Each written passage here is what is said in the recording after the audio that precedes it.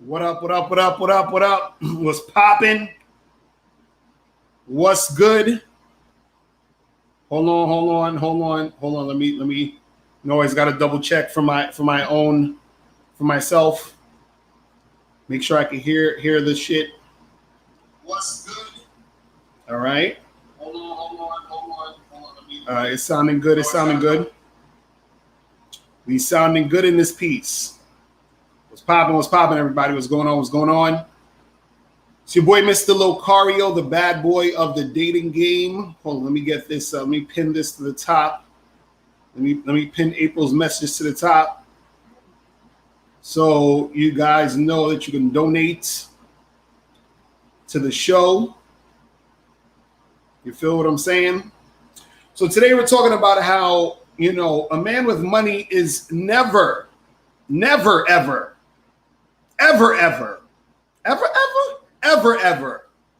a woman's first choice. Never. You understand what I'm saying? This is not what it is. What up, Ari? Was popping? You said you never saw me doing shades. Yeah, I'm looking. My eyes is looking kind of crazy right now. I'm like, my eyes is all red. I'm sleepy and shit. You understand what I'm saying? So I ain't want y'all to be like, yo, this nigga look high as a motherfucker. So I was like, and I like these shades. They're cool. They're like, they're not even really like sunglasses and shit, kind of. It's just some cool shit. You feel what I'm saying? But you know what's even cooler than those? Bam. Check out the shirt. Submissive Women Are Sexy. Make sure you guys go to Teespring. Check that out. Make sure you guys get that. I like these shades, man. These shades is on point. So what's good, people? What is good? So today, let me talking about, money in the game, because a lot of guys, I swear, dudes still be thinking that, money is such a big deal when it comes to chicks. And it's not. It's not. It's not. It's funny. I did a video earlier that I was gonna post, but then I decided not to post it. I just deleted the whole thing. I just deleted the whole thing because I was like, the shit that I was saying in there, it was a little too harsh, and I know dudes are sensitive. I ain't want nobody crying, I ain't want niggas to have nightmares and shit. You understand what I'm saying? But basically what I was saying in that video, and I could probably talk a little bit about it here also in this live stream, is that, make sure you guys hit the like button as soon as you get in. Hit the like button, hit the donate button. You understand? Hit that donate button. Ken would dry say, I should have posted it anyway. Nah, I should have, but the reason why I didn't post it was because it would have been given to somebody. It would have been given somebody too much light, and I don't want to do that because they weren't worth that much attention. So I was like, I'm not even gonna do it. You see what I'm saying? That's why I didn't post it. But basically, what the video was about was because dudes be leaving comments on the page, and basically what I was saying in the video is this, and I'm gonna say it here just so guys understand. If you're a guy who doesn't understand the game, right? And you write stupid comments or you write trolling ass comments or you keep writing the same goofy comments over and over and over again, which are bullshit, I'm going to delete them. I'm just deleting them. I'm not going to go back and forth with you anymore. I'm not going to make videos about it because that was the video that I did today was about that. So I took some dude's comment and I was going, breaking it down, but I'm like, I'm not even going to post this shit because I don't want to give him that much light. I'm just going to delete it. And then if I keep seeing guys doing stupid comments, I'm just gonna block you. You understand what I'm saying? I'm gonna block you. And so what I mean is this, and this is what I'm saying, because I don't want you guys to think that you can't comment and give your opinion. That's fine to give your opinion. What it is, though, is that some dudes will be so disrespectful You understand what I'm saying? With not only what they're saying, because they're being disrespectful to the game, but how they're saying it. You understand what I'm saying? So, for example, let's say I went on, let's say, you know, like an average dude who makes $20,000, $30,000 a year goes on Grant Cardone's or Gary Vaynerchuk's or Tony Robbins, you know, or Dan Locke's or whoever YouTube page and says, you know, Tony Robbins, you don't know how to make money. You don't know how to be rich. That's bullshit. That's bullshit, Tony Robbins. That's bullshit, Gary V. I'm going to teach you. I'm going to tell you how to get rich. But you sit here making $30,000 a year, but you're going to tell the rich nigga how to get rich. That's disrespectful. That's disrespectful. So don't come to the dude who knows the game and try to tell him about the game when you don't know what the fuck you're talking about. That's all I'm saying. That's all I'm saying. You see what I mean? So when dudes start doing that, you're getting deleted. See, it's one thing to ask a question, right? Or it's one thing to give a different perspective backed up by an intelligent response. And then there's trolling and being just stupid. So, for example, this is how let's say, for example, you know, this is how you either ask a question or give an intelligent response. Let's say we're doing a video or we're talking about looks or some shit and how important is looks in the game, right? Now, what's unacceptable is a motherfucker coming on there talking about Miss Locario. You don't know what the fuck you're talking about. You know, looks is the only thing and it's everything and yada, yada, yada. I'm deleting that shit. Now, if a guy says, hey, Miss Locario, you know, what I noticed is there's a certain amount of guys who are at a certain looks level who usually will have an easier time getting girls versus a guy who may not be at a certain looks level. Do you think that guy's looks will play a part in him having an easier? You see what I'm saying? That's a question, right? Or that's something where we could discuss. But don't come on there talking about, yo, you don't know what you're talking about, and I'm gonna tell you this. No, because first of all, you don't know what the fuck you're saying. You see what I mean? That's what I'm talking about. That type of shit's getting deleted. So I'm just letting you guys know now. So if you take all this time to write your comment, and then you notice when you refresh your page you can't see a comment, it's because I deleted it. You understand? Because I deleted it. Exactly, Hamid. Is like, don't make statements that you can't back up or that's stupid. That's all I'm saying. Because and this is the reason why I'm deleting them. It's because I don't want someone who's trying to learn the game to come on the page, read that stupid shit, and then take that for face value. Right? Because there's some comments I got to delete after the show. I just didn't get time to do it yet, but I'm going to delete it right after the show. So that's all I'm saying, man. So again, you can leave comments. You can disagree as long as you are being respectful and it's intelligent. We could do that all day. But as soon as you start fucking getting on some bullshit, I'm like, no, bro, your shit's getting deleted. Like I saw somebody that wrote, you know, it was like, oh, you're just talking about game because you're not successful, and you have to be successful to get girls. And I'm like, who the fuck is this guy? You understand what I'm saying? I'm like, who is this guy? You're getting deleted. It's a wrap. It's a wrap. You understand? So that's what it is. So I just wanted to make that happen. Exactly, Unique 79. These dudes be on some condescending shit. I'm not with all that. I'm not with all that. Ari says Steph Curry's example of a guy with looks, money, and status and no game. Exactly. Facts. But see, today I wanted to talk about, a man with money is never a woman's first choice.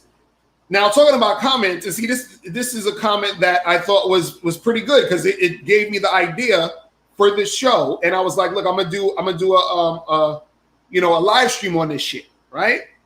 So let me try to find this comment. I'm gonna read the comment real quick. And so this dude, where is this shit? Okay, so yeah, this dude, he was going sort of back and forth with K Zaggin on the comments. Shout out to K Zaggin 20. He was going back and forth with K Zaggin on the comments.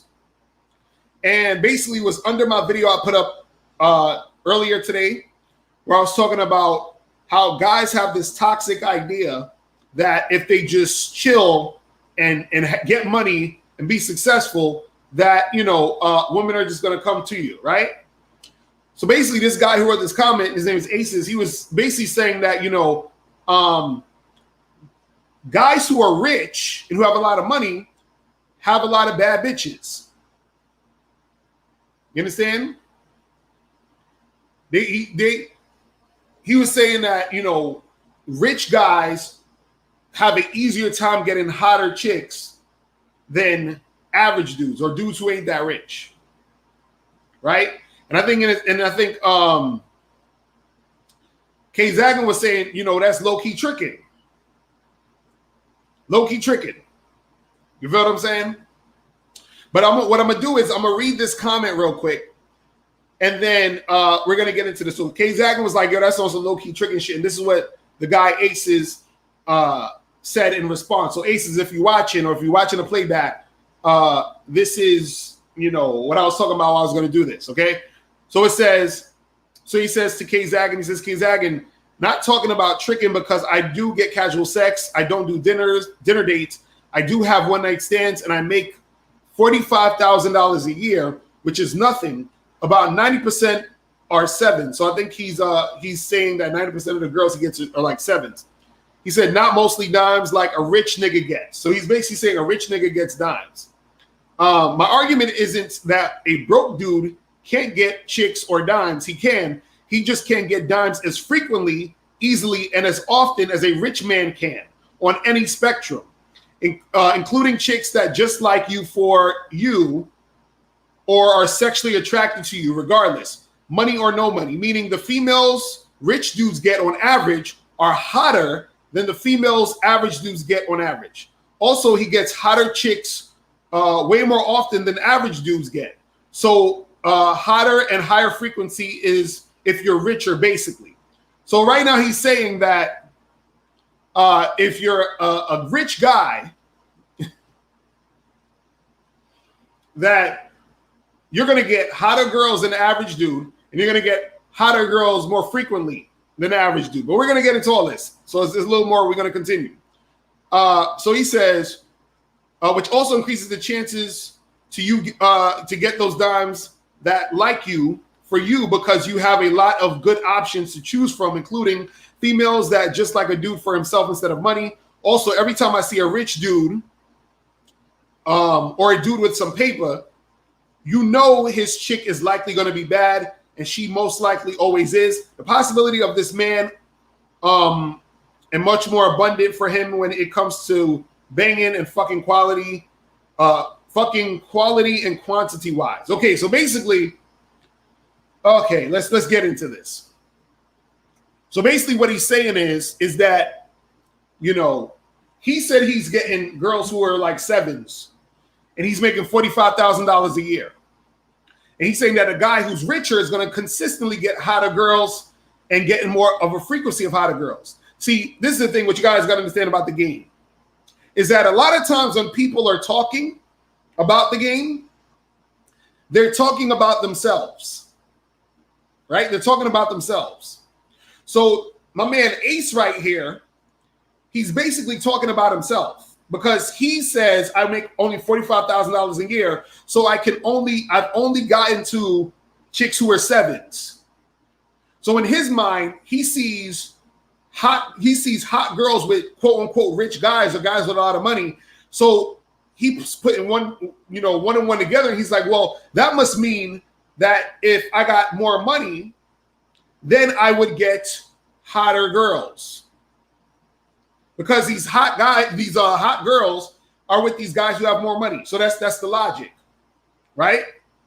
What he doesn't understand is, and which is what Kay Zagman was trying to explain to him, is that a lot of times when you see a guy who has a lot of money with hot girls, right?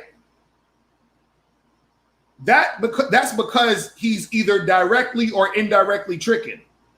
Now, it's not all the time, because a guy can have money and still have game.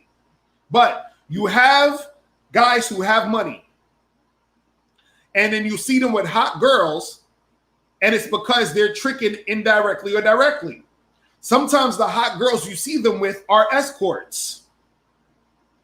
You understand?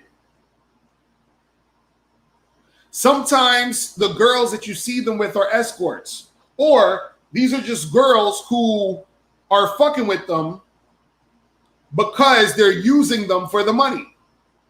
You understand what I'm saying? And this is where I'm coming from with the actual title of the show, is that a man with money is never a woman's first choice. Because see, what you got to understand is this, is that when it comes to, a woman wanting a man, her first choice is a masculine man she's sexually attracted to. I'm going to say that again. A woman's first choice is a masculine man who she's sexually attracted to. You understand? It's about that sexual attraction. That's what it's about. It's about the sexual attraction. Because, see, what you have to understand is the money is basically like it's a social construct. You understand what I'm saying? The money is something that was invented by society. But guess what? Guess what wasn't invented? Our natural, or since it wasn't invented by society, our natural biology to procreate. You understand? What up, Monkey the Dragon was popping? You understand? So it's natural for her to gravitate to what she's sexually attracted to so that she can procreate. You understand? It's that simple. You said money just puts you in a better situation as to get more women. Not necessarily. No, not necessarily. See, a lot of guys think that women are turned on by money. They're not. Women are not turned on. Your money does not get a woman's pussy wet. See, think about, what does money do? What is the point of the money? The point of the money is to give a person money in exchange for goods and services. You use money to give somebody the money in exchange for goods and services. Right? But what's the point of your dick, though? What's the point of your dick? What's the point of her vagina? You understand what I'm saying? What's the point of your dick and what's the point of her vagina? For y'all to get together and do what the fuck y'all do. So it's the sexual attraction first. First. See, what you guys got to understand is that women settle for dudes who have money. You understand? MGTOWN, you said, how dumb can a man be to imagine that money makes him sexually attractive? Well, see, that's the thing. A lot of guys think this because they don't understand the game. They don't understand the game. A lot of dudes don't understand the game, so they think, see, a lot of guys are in trick hoe situations. They're in trick hoe relationships. So yeah, they'll get chicks that's going to interact with them and give them, and fuck with them because of the money. You understand? But it's because that is her secondary, or third thing on the list. She's like, well, I'm not really that attracted to this guy, but he got money, so I'll fuck with him. I'll let him take me out, wine and dine me, buy me gifts. I'll let him do all that shit. And then I'll throw him some pussy, you know, here and there just to keep this money train flowing. You understand? Johnny Quest, you said, okay, based on the show title, can that still be said in this economy where you have a lot of chicks who don't have an income? Is a dude with game more important than a dude who can help her survive? Yes, my dude. Let me explain something to you guys.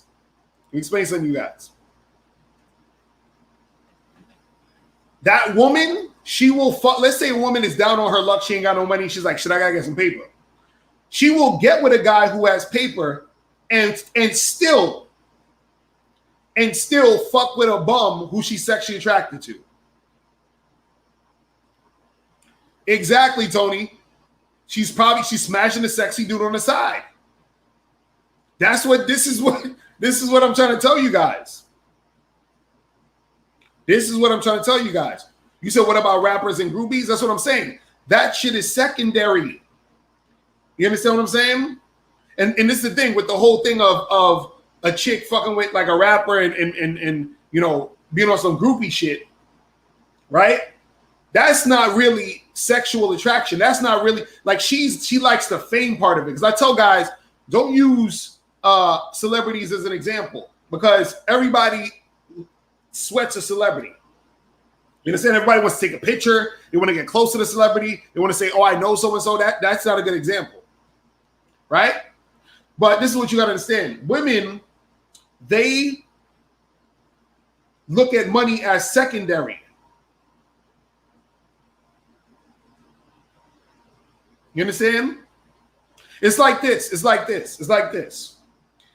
I was watching a seminar once, and I talked about this before, but I'll bring it up again because it goes exactly with this topic. I was watching a seminar once, and the guy said to the audience, he said, do dogs want bones? Right? He asked the audience, he said, do dogs want bones? And everybody was like, of course dogs want bones. What do you mean? Everybody knows dogs want bones, right? So then he said, no. He said, dogs don't want bones. He said, dogs want steak. They settle for bones. You understand what I'm saying? So it's the same thing for women when it comes to money. They want that masculine, sexually attractive alpha male, but they'll settle for the nigga who got money and who got the resources that'll spend money on them. That's why I said the guy with the money is never a woman's first choice. You understand?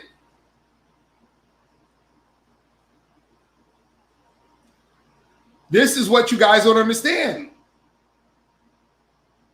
You know what I mean? But dudes be like, oh well, I'm just gonna get my money up. That's cool. You just gonna be a trick, and you want to be who the chick gets with to use you for that shit. You understand what I'm saying?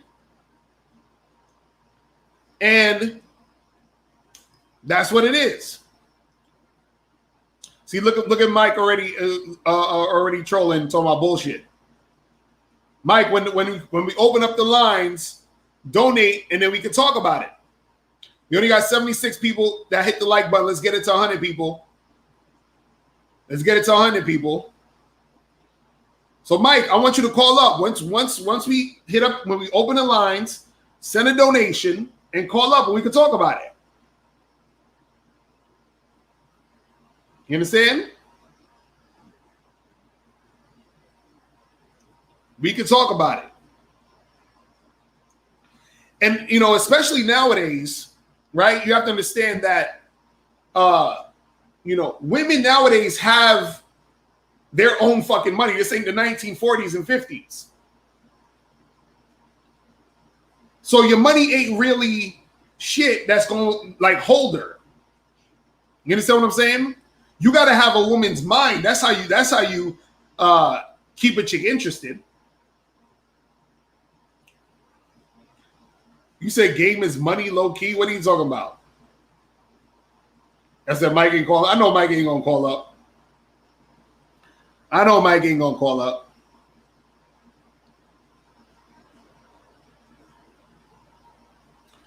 DCJ, so all of a sudden Locario recognizes looks. What are you talking about? DCJ, I want you to call up too when we open the phone line. What are you talking about? Because y'all just be saying shit. I'm just like, what are you talking about? What are you talking about? Man, but this is what I'm saying. Dudes don't understand. They be thinking that, okay, well, because the guy is rich and because he has money, there's a lot of guys who got money. There's a lot of guys who got paper and shit. That is having. I'll put it to you like this. I told this to another guy. I said in the comment section, if it was all about money and success and status and all that other shit, right? Why would guys pay me thousands of dollars to teach them how to get women? Think about it. My services ain't cheap. Dudes pay me thousands of dollars to help them get women. Right? The Bad Boy membership is $97 a month. So if it was all about the money, why would they need to pay me to teach them how to get women? It don't even make sense. You see what I'm saying?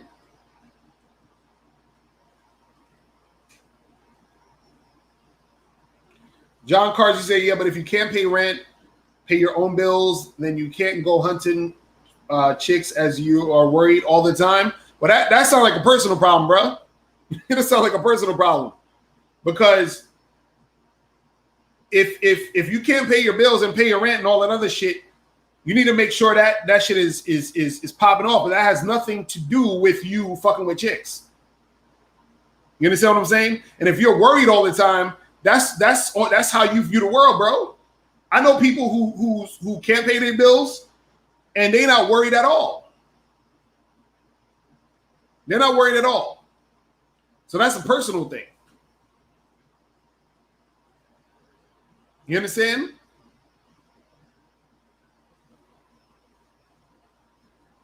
Shout out to Dada Saints in the chat. That's what it is, man. Oh shit, we got 97 likes. Hold on, let me try to open up these my speakers and shit, so we can try to make this happen.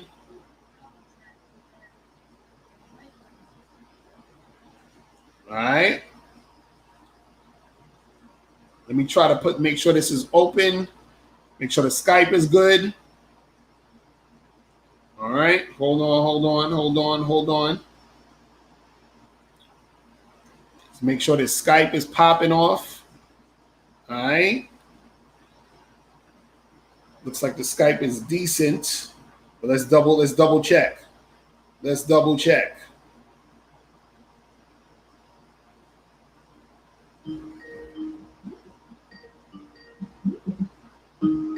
All right, sounds like we're good. All right, so the Skype is on. Hold on, why is all this shit opening now? This shit fucking with me. All right, let me close that. Okay, boom, boom. All right, so guys, all you guys always, Mike and whoever else is in the chat, you guys can call up. 646-481-3901 is the number. Remember, make sure you send a donation before you call up. Make sure you send a donation before you call up. You feel what I'm saying? Shout out to my dude Joe Norris with the $10 donation. Shout out to my dude Ryan with the $1 donation. Shout out to my dude Abiola Jackson with the $5 donation. Appreciate you guys. And so you guys can donate at the top. That's where the donations are at. Also, shout out to my dude Broderick with the $2 donation. Shout out to my dude Paul G with the $2.50 donation. Appreciate you. Appreciate all of you guys. Real talk. You understand? So yeah, you guys can call in. Call the number 646-481-3901. Remember, you send a donation, call in, and then we're gonna get a cracking. You're gonna get a cracking. But you could also leave your comments in the chats, and we can make it happen from there. Man. Kev Smith, you said we shouldn't push this narrative that the guy with money is not masculine. Who said the guy with money is not masculine? Who said that? I said the guy with money who's only using his money to get women or thinking that that's the thing that's going to make him get hotter women or more women. That means he's a trick. That's all I'm saying. He's a trick.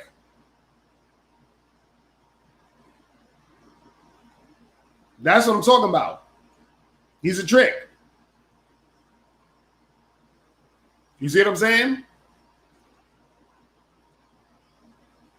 That's all it is. You got to understand that dudes like that are tricking.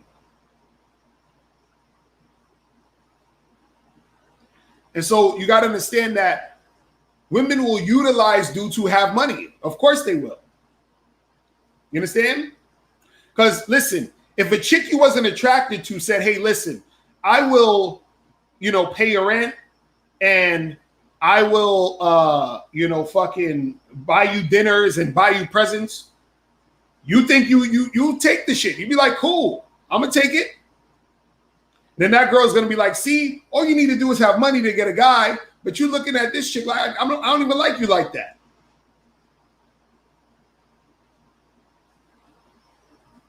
You understand?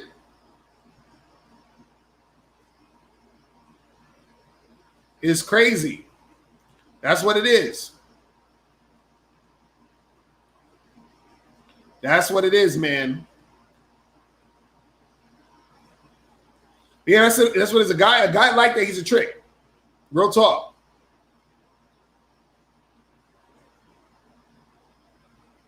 Mr. Goodbody said, not all the time. They're tricking. If a dude got money and game, you can use your money to your advantage. Well, this is the thing. If a dude has game, his money's not even a factor. You understand what I'm saying? His money's not even a factor. See, if a guy has game, he'll use his money for himself, right? But he's not using the money to get women or thinking he needs the money to get women.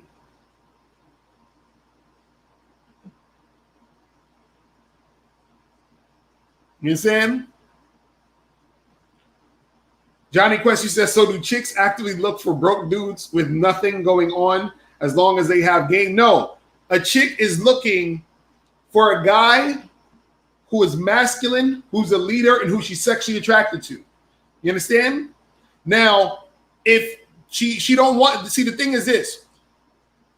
A woman doesn't want a dude to be a bum. You understand what I'm saying?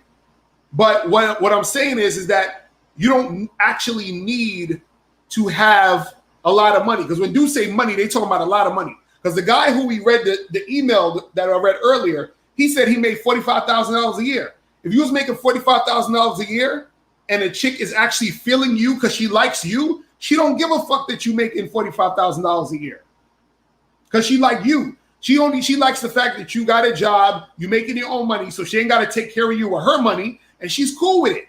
If you're masculine, if she's sexually attracted to you, she'll fuck with you. It's that simple. You understand? But if she don't like you though, like that, and she's, let's say, a gold digger, or she's just a chick who's gonna use you for your shit, then yeah, she's gonna require you to have more money, or have money so she can use you for that shit. You understand?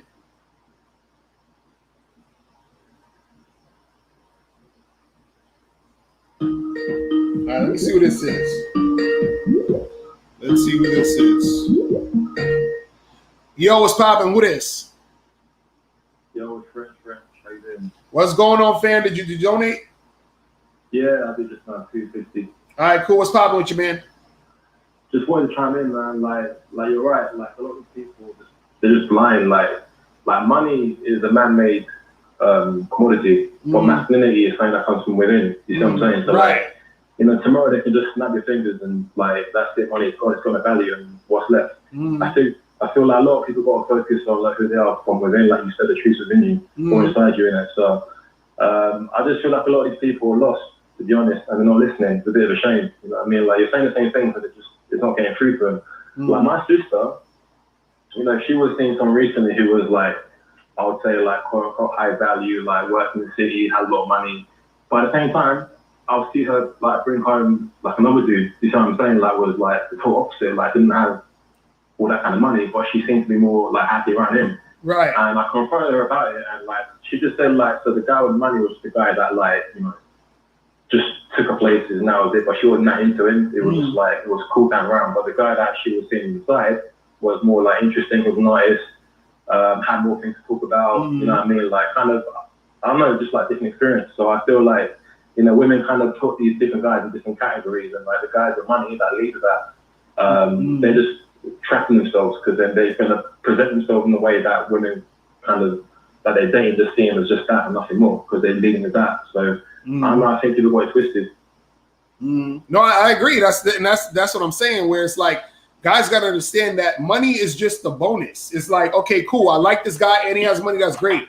But if all you have is money for that to be the attraction, because again, women will be attracted to you because you got money. But again, like I said, that is secondary.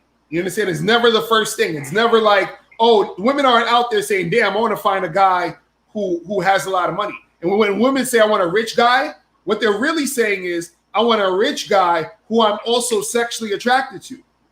You see what I'm saying? So right. So the thing is that that's what they actually want. It's not, they don't just want a rich guy. You see what I mean? They'll be like, okay, cool, he's rich, but now I'm gonna need another guy who I'm sexually attracted to satisfy me sexually.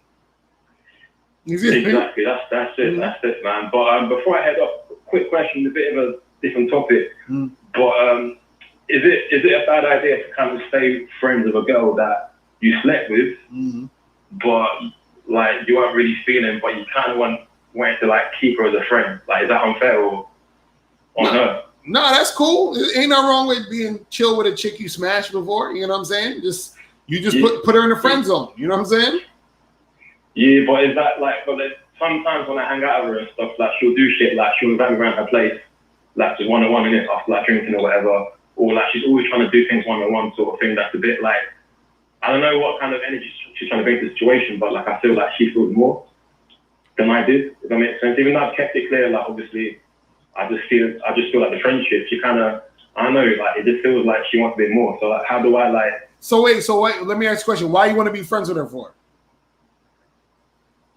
She's just cool, man. Like she's a music lawyer, and I'm into music and stuff. So like, she's interesting to be around, and like, you know, different culture. So like, I like hanging around with her. Okay. But I'm not really feeling it like sexually. Okay, and you saying that she's feeling you on some hooking up sexual type shit, right?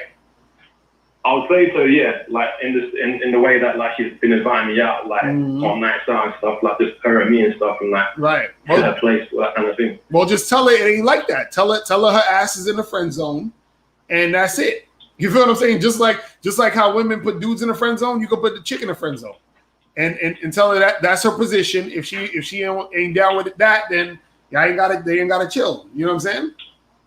Yeah, fair enough, man. Fair enough. That's all it is. You know what I mean? All right. Yeah, I appreciate it, man. All right, cheers. All right, bro. Appreciate the call, brother. All right. My dude right there. Yeah, man. Put these chicks in the friend zone. You know what I'm saying? Like, they be doing that shit.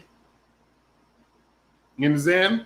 Shout out to my dude KZaggin20 in the chat. What's going on, bro? What's going on? Exactly said a lot of lame dudes looking for cheat codes. Facts. They're looking for cheat codes. I'm telling you, y'all can't cheat the game. You can't cheat the game. You feel me?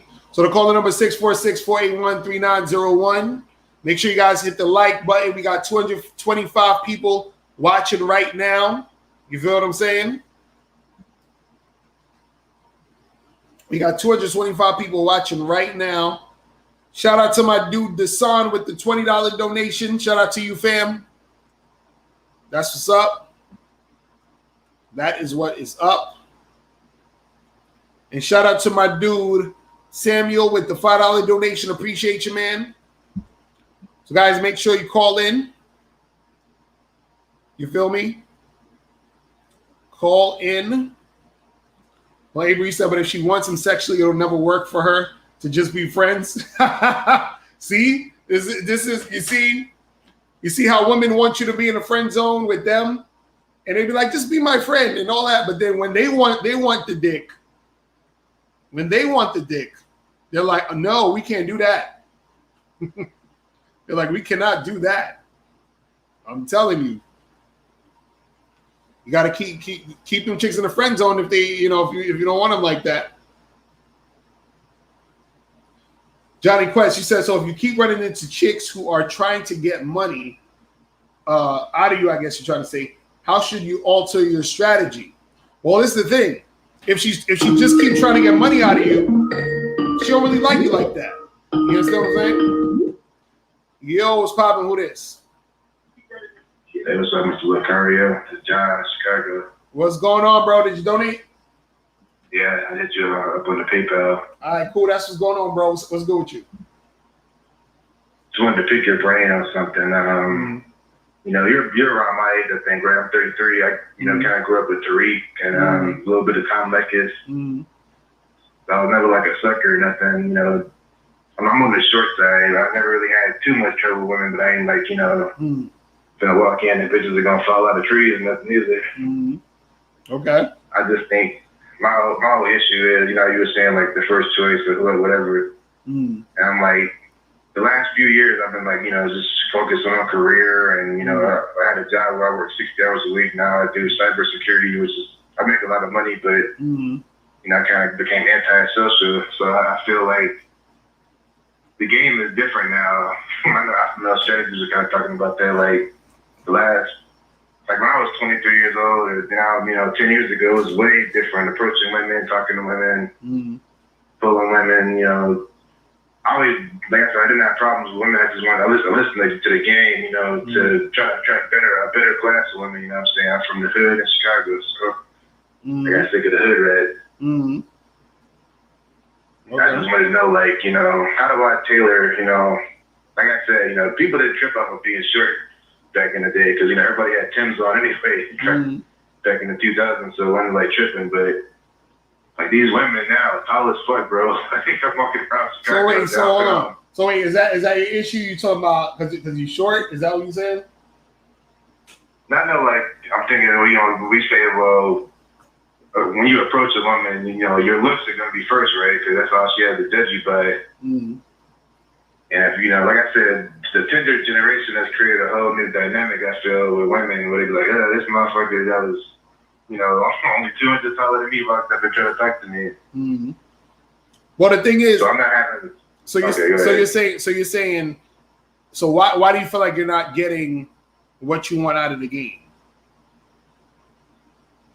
I just feel like it kind of passed me by. I've been doing, just on my bag for the last decade or so, and you said you feel like it passed you by. Well, what's okay? Let me ask you a question. What's different about it right now? What's so different about the game than it was 10 years ago when you was 23?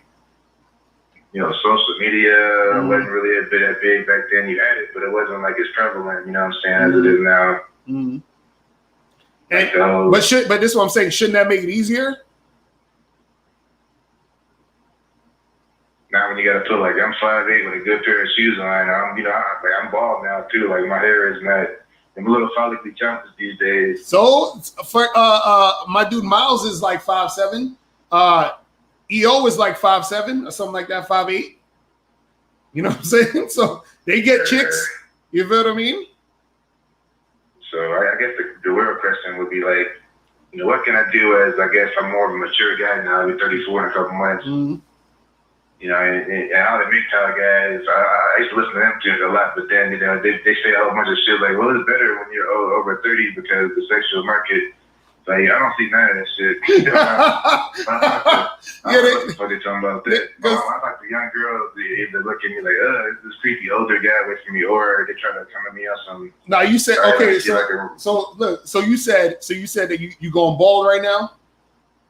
Yeah, I shaved my head. Yeah, shave your head. You feel what I'm saying?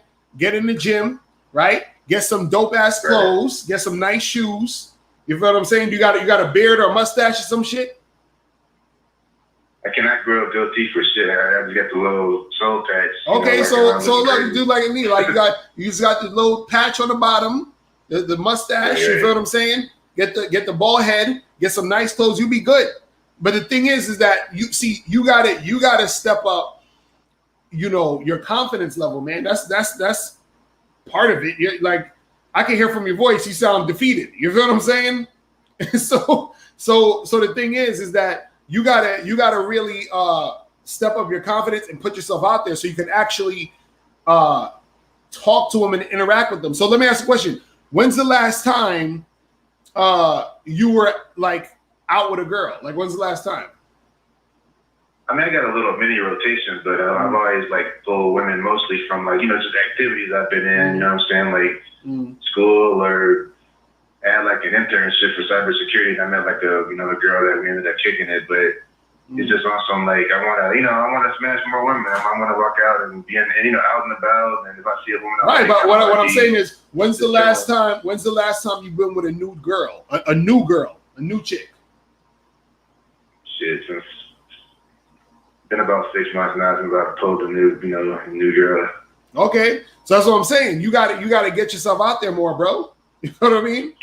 You got to you have to push yourself in that direction to talking to more girls. Getting better clothes, getting fit. Yeah. Putting your appearance together. You got to immerse yourself into that situation. And so you were saying that you were you was because how many days a week you work? Usually 6. 6 days. What day you don't work? Sunday. Where you live at? What part of where you at? I'm in Chicago. You're in Chicago. Okay, so bro, what you're gonna have to do is that, and what time do you work for during the week? Usually 8 to 5. 8 a.m. to 5 p.m. Yeah. All right, so you nigga, look, 2 to 3 days out the week, take your ass somewhere after work. You feel what I'm saying? And then on Sunday, find some joints happening Sunday, and then go out and meet some women. Do you have any friends that go out and do shit? That's another thing. Like most of my people that I grew up with, they're like gangbangers or just ain't doing nothing right now. So like when you come up, right, your buddies are buying. I'm from the hood. All right, so now you gotta go out solo then. You gotta go out solo and meet some new friends. You feel what I'm saying? So that's what I'm saying. Where I would say maybe on like a Thursday or Friday after work. You feel what I'm saying? Or even Friday and Saturday after work. Go to some spots. Go to some. How is it out there with COVID? Are they opening restaurants out there? What's the situation? They got like outdoor spots. If you go like outside the city to like parts of Indiana or like some of the suburbs, people are eating like in the they got like little day parties or people are eating outside. Like with the tarps and the umbrellas and all that kind of stuff. Right, and that's what I'm saying. You need to go to those joints. You feel what I'm saying? Go to those spots. Go to those events. Go to those joints.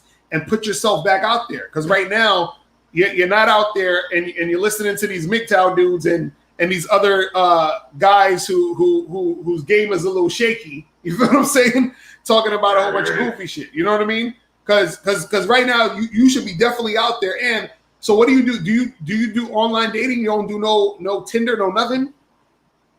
I got a Tinder, but like when I match up, is always like some corny shit like a bot, or I'll get a match here and there, but and do you have the Tinder Gold? You have the premium Tinder?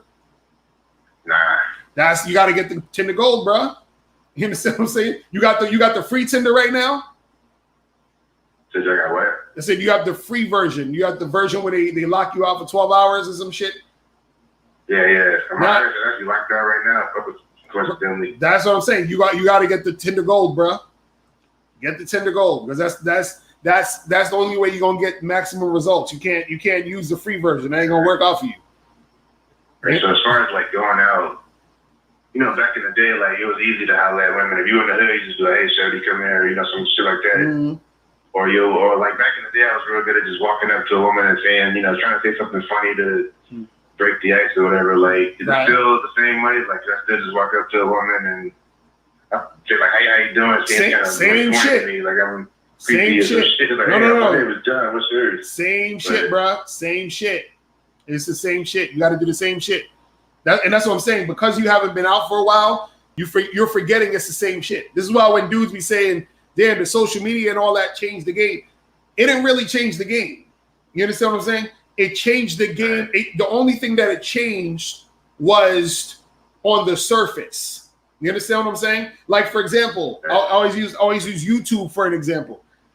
YouTube and shit like Netflix and all that, it changed the game, but not really. It's still people watching a screen and still people watching people on the screen. It's the same shit. You understand what I'm saying? It's literally the same thing, but it's just a different way of presenting the same shit. You see what I mean? So it's the same thing with online dating, hitting chicks up on Instagram, all that other shit.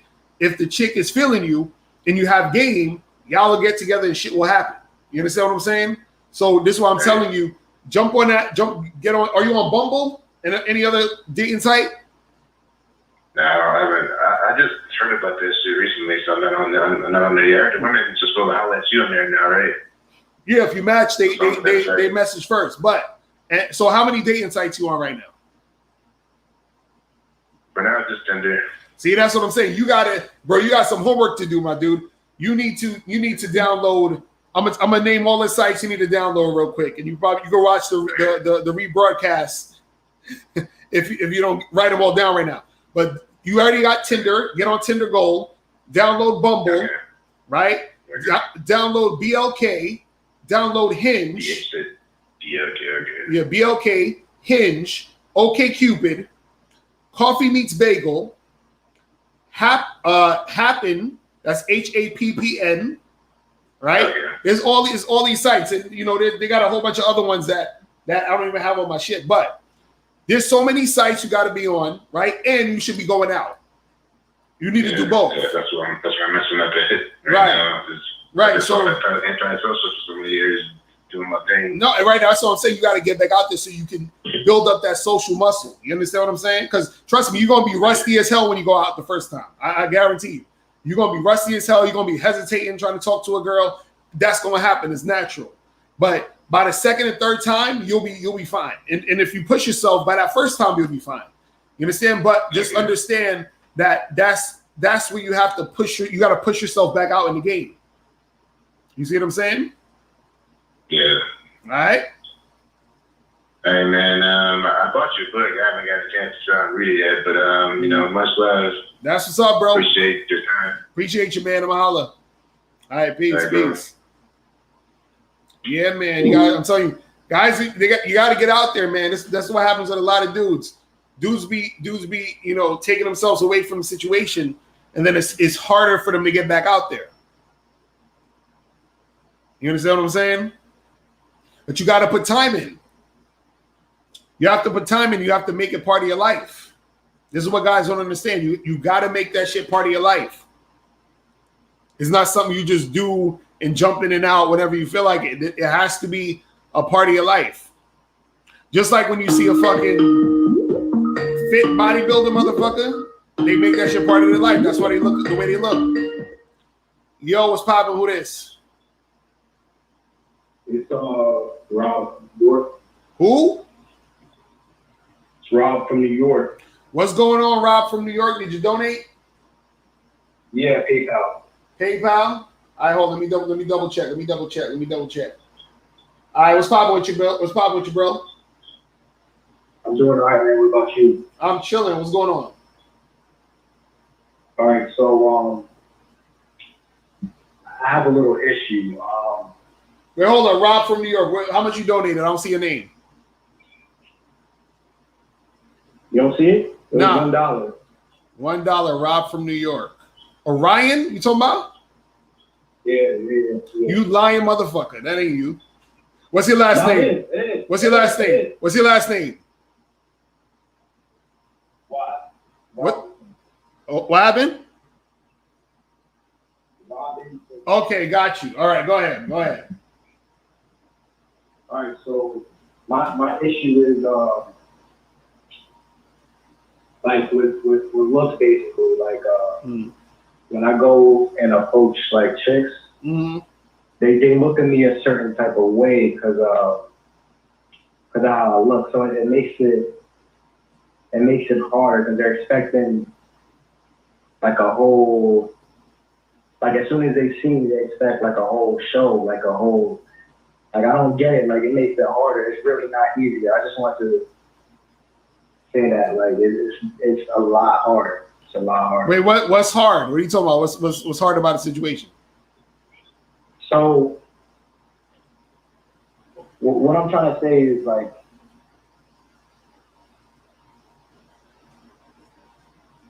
as soon as they see me, it's like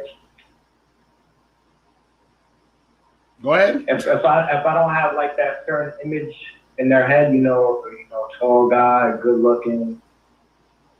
If I say some goofy shit, like it's a rap for me. If I, you know what I'm saying, like it's. Wait, hold on, but wait, how do you know what they have in their head?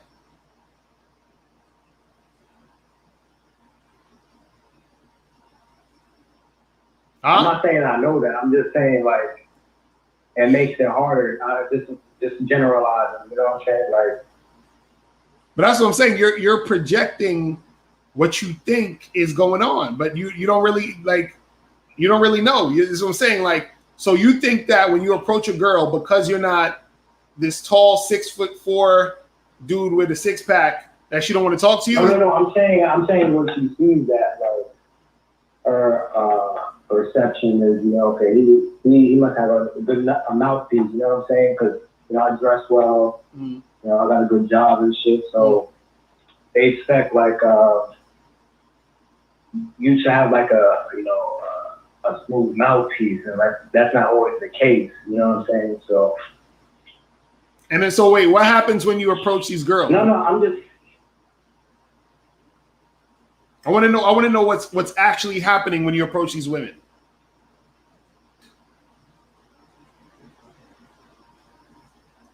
This dude just fucking hung up. He's like, oh my God, what's going on with you guys, man?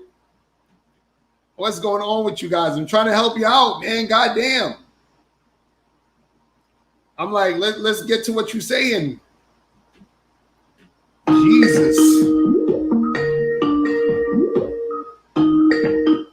Yo, what's poppin'? Who this? Jason from Jersey. What's going on, fam? Did you donate? I think I saw your donation. Hold on. Yes, I did. Okay, what's going on with you, man?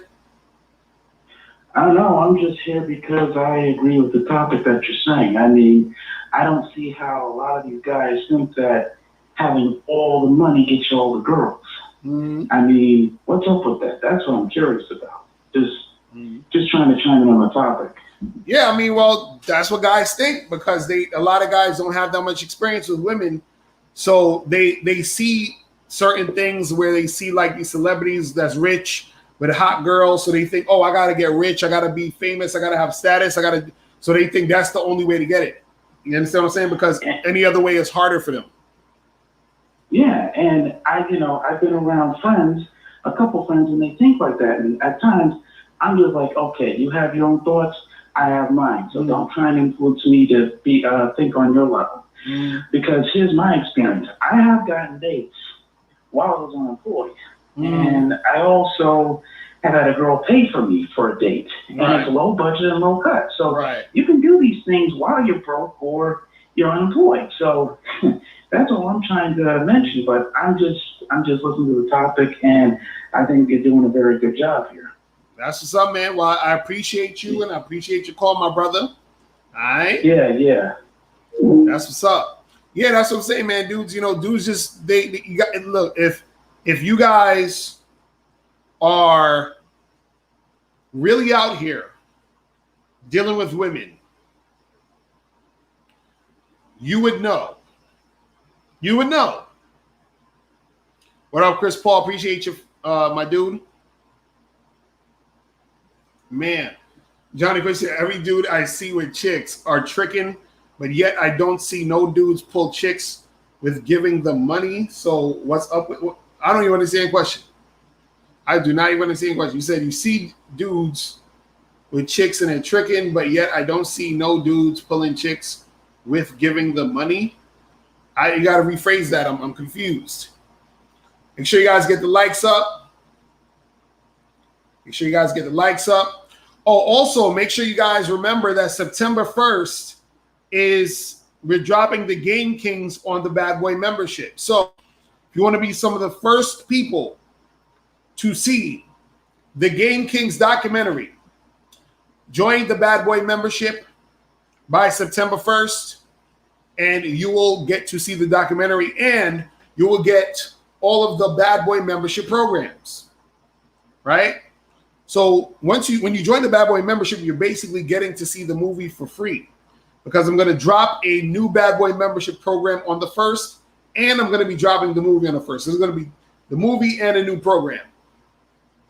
And the program that I'm dropping, I'm going to be talking about, the advanced mouthpiece. You understand? So I'm going to be talking about different advanced ways you can talk to women, interact with women to get them to want to fuck with you. You understand? So I'm going to be talking about that. Shit's going to be heavy. The game's going to be so heavy.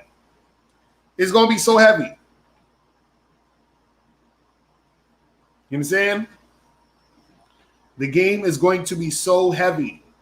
So make sure you guys join that membership if you want to see it September 1st. But the official release date is Black Friday, November 27th.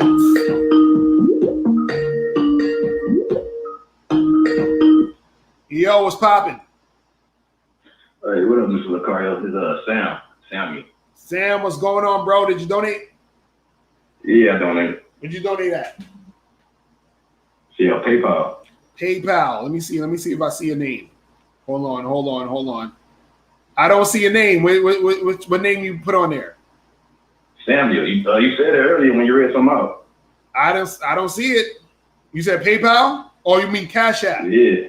Probably talking about Cash App. My bad, bro. Yeah. Okay, good. I see you. My bad. Yeah, I'm looking into PayPal, bro. Yes, it's a Cash App. All right, what's good with you? I agree with you saying that you don't need money and shit, but that shit is fucking normal. Cause I was in college broke and I was making it happen and shit. Right. But I do agree that as you get older and you get into your life and shit, you may be in a position or situation like where money takes you to like a spot or area that doesn't have a lot of bad chicks. So the only way for you to get the bad chicks is to get your money up to move out your situation. To go like Miami, New York, or Houston. Right. I'm from Houston. Right now I'm in El Paso. El Paso is a fat chick with single mothers. Right. So I gotta go to Houston to get the bad chicks or whatever. Right. And then another point is some dude in the chat was like, it's not money, but it's the ability to make money. And I agree with that. Because my dad owns a strip club. And he has a strip club for probably going on 20 years. And my dad, he doesn't have game because he gets played a lot. Well, not played, but he's kind of a trick. But he's not a trick to the point where he's like breaking his back, I guess. But he I don't know how to explain it because every stripper he messes with, he like R. Kelly basically. He doesn't get taken. You say your dad is like R. Kelly? Oh no. Yeah, but he doesn't get taken advantage of. He's stupid because I got a lot of little brothers, but he doesn't get played. So I guess having money can put you in situations where you will always be, well, it depends on your job, but you will always be surrounded with one. Well, that's the thing. I still agree that's the thing is that you can use your money to go to different places. That's going to give you access to certain types of women. You understand that I agree with, but that's not you actually using your money to get girls. You feel what I'm saying? So that's two different things. So if I was like, okay, well, I have enough money to go travel the world, and because of that, I meet different women in different places, and I'm meeting women that I would have never met if I didn't travel to this place, then yeah, the money got me there, but the money is not directly correlated to why that girl fucked me. You understand what I'm saying? That's what I'm talking about. Oh yeah, I definitely agree with that. Yeah, I definitely agree with that. Right. So yeah. So money just in itself, yeah, that helps with everyday life and doing certain things that'll make it easier.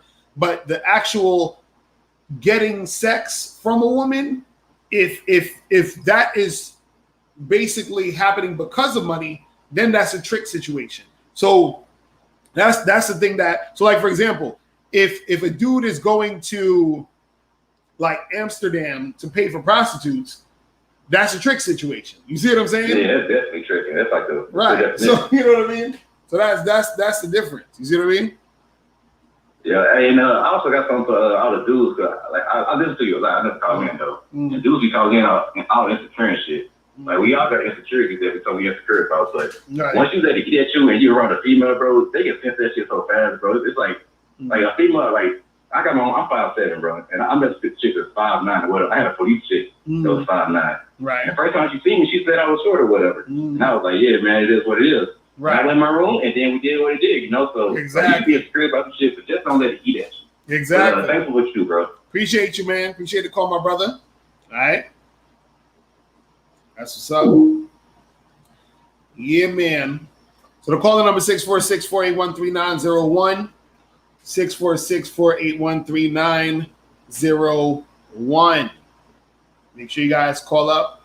Appreciate everybody who sent donations. Let me shout out to some more people who sent donations. Shout out to Jason for the $4 donation. Shout out to John for the $5 donation. Shout out to Francis with the $2.50 donation. Shout out to my dude Unique 97 with the $25 donation. Appreciate you, fam. And shout out to Dylon with the $10 donation. Appreciate you. So, guys, and if you have any questions, you don't want to call up, just put it in the chat, and then we can talk about it from there. Shout out to my dude Stone, the $1 donation.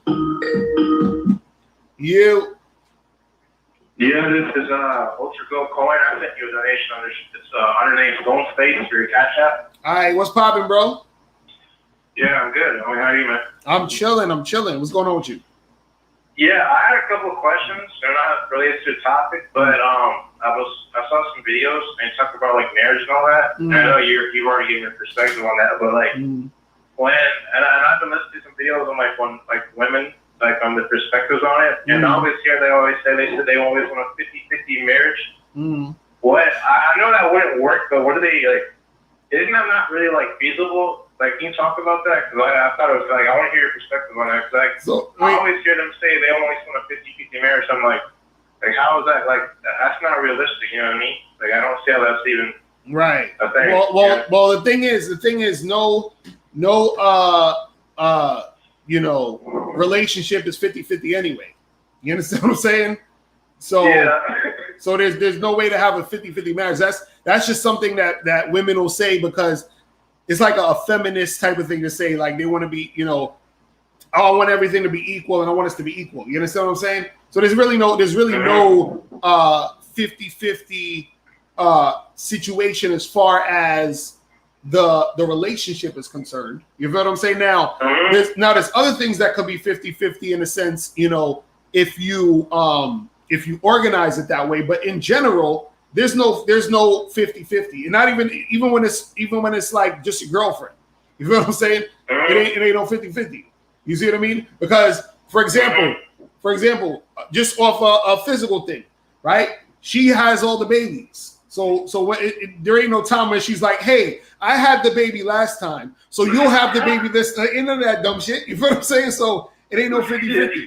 You see what I mean? So there's always gonna be something where it's not gonna be a 50-50 across the board with none of that shit. You see what I'm saying? Okay, can I go on my next question? Yeah, go ahead. So let's say a woman met me and she said she wanted to do a 50-50 or like maybe she's leading a little bit. What would you say? How like let's say I got married to her and all that. That was the rules. What would you tell dudes on like how it's gonna go? Like how would you tell like you're like what would you predict like what's gonna go on with your relationship if you already have it set up that way? Like if she's leading or like it's set up kind of like that. You said if you set up your relationship how?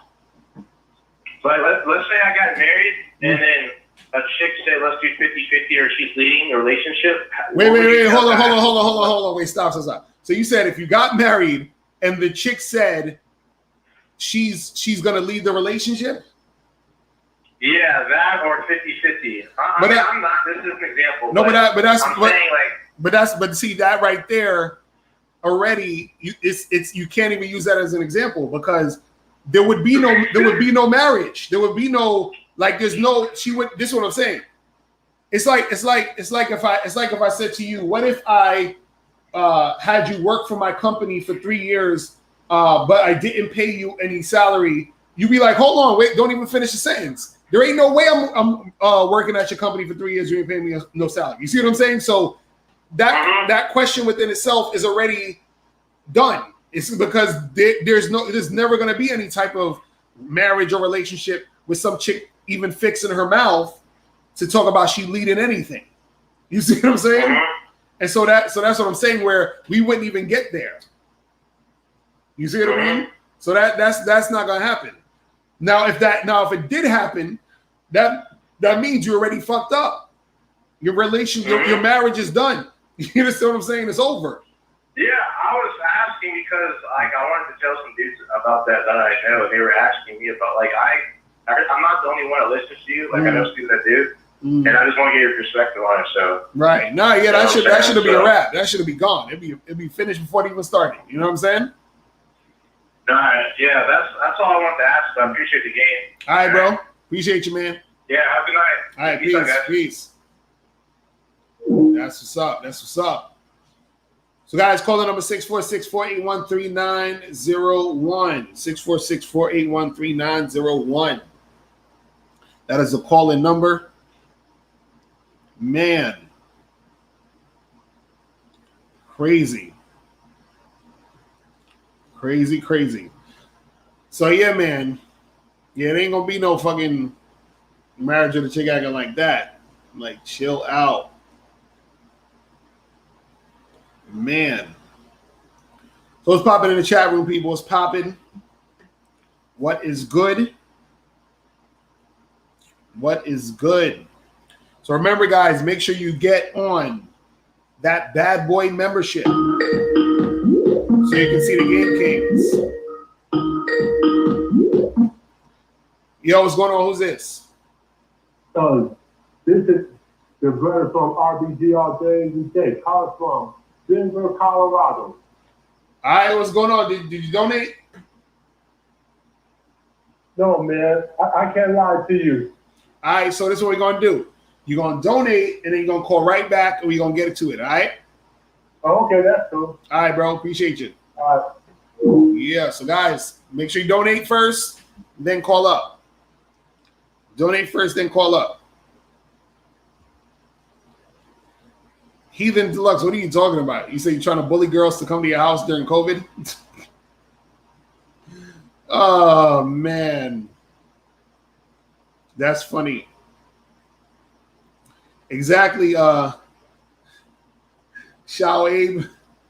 Hashtag did you donate? That's just going to be right there. Hashtag did you donate? Ozai, she said, what's your take on insulting women or being an asshole to have sex with them? You don't need, that's goofy shit. That's game goofy shit. You do not need to insult, a chick and be an asshole to have sex with them. Who is this? Coral Cho? She said, I'm a troll because I'm telling the truth and you broke ass losers can't handle it, laughing my ass off. The only ones who are mad are the ones who ain't got shit. Now you know that's a fake profile, people. Let's get her off of there. You know that's a fake profile. Man. You know that's a fake profile. But yeah, a lot of guys be thinking they gotta be an asshole to get chicks. The problem is that because they see the bad boys and the jerks getting chicks, they think that's what they got to be. But it's just those guys are just being who the fuck they are. That's it. They're being who they are. You understand? Those guys who are assholes are actually assholes. You understand what I'm saying? They're actually assholes.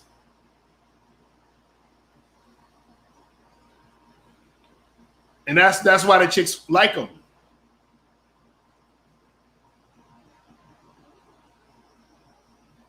Man.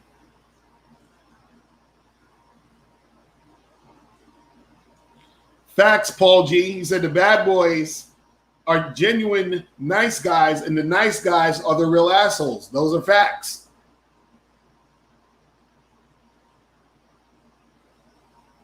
Those are facts.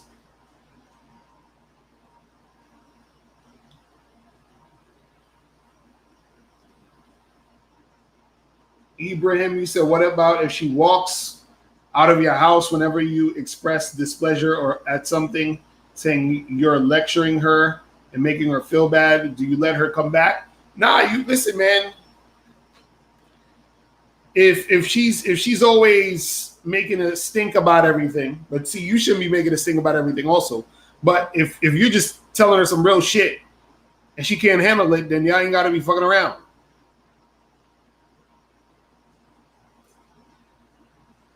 You understand? Johnny Quest, you said they may be actually assholes. So why would it not work for a dude who's pretending? Well, because, okay, Johnny, let me ask you a question. Would you want to have sex with a guy pretending to be a girl? You understand? And no disrespect to all the trannies out there. I'm just saying.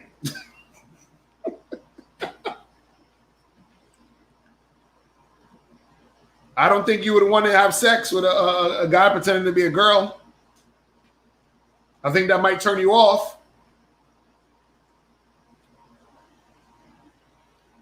So there goes your answer right there. You ain't got to pretend. Just be. Listen, if you be yourself, then chicks will look at you as that bad boy.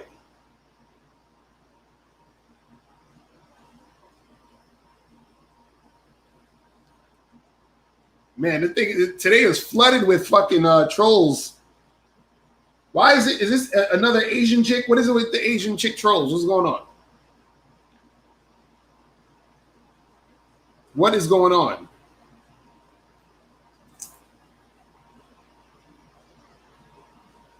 Exactly, Paul. One can see through that fake asshole shit. Real talk. Real talk. So Ozai, she said, but you mean for the guys that are assholes? I want to explain further, but you don't use a call. What are you talking? Oh, you wanted to call up, bruh. You got to step up your game, man. You know what I'm saying? Just leave your comments in the chat. We can talk about it in the chat.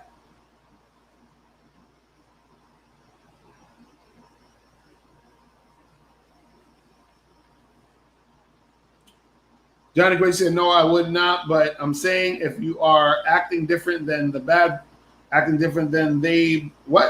boy, how can you get the same result? You're not getting the same result because the guy is not pretending. If you have a guy who's really a jerk, he's not pretending to be a jerk. That's just who he is. So he's getting a girl not because he's a jerk. He's getting a girl because she's feeling who he actually is. You understand? She likes his authenticity. That's why it just happens that he might be a jerk. See, you guys don't gotta pretend to be like that. Just be yourself, because who you are is going to be dynamic. You understand? See, the guy who is an asshole or a jerk, he also shows times when he's just chill and just cool. So there's a balance there. He seems like a real person. See, if you're being a nice guy, you're being too nice, and you're putting on an act of niceness. So you're not being yourself. You're not being regular. And then if you're trying to pretend to be an asshole or be a bad boy, you're not being regular. You're on some pretend shit. So just be who the fuck you really are. You understand?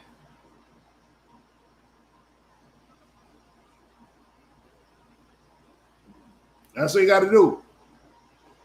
That's all you got to do. Man.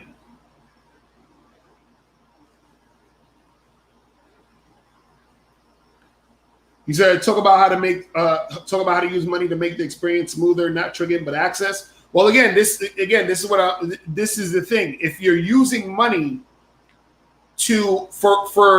for access, meaning let's say you go to a certain place that has hotter women, a different area, country, city, venue, right?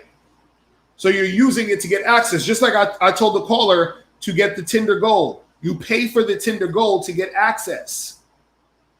You see what I'm saying? But you're not directly giving a chick money or using your money as a thing to try to draw the girl in. You see what I'm saying? So it's just like how you would use money to get access to anywhere else. You understand? Or to do any other type of thing.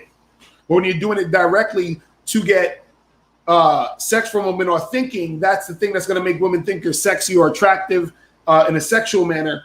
That's not how it works out. You understand?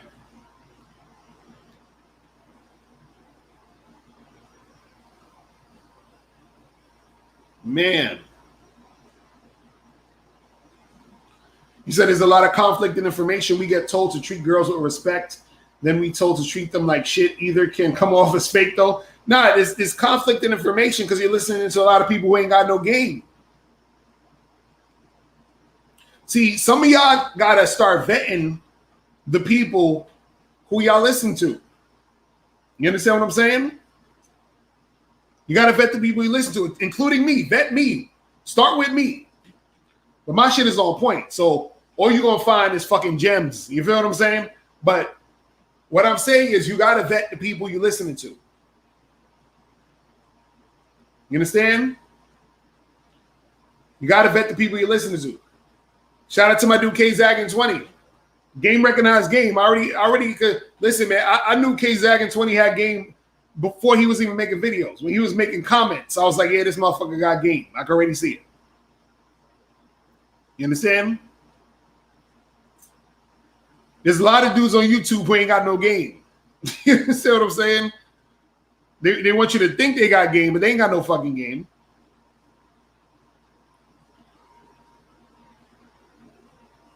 You understand?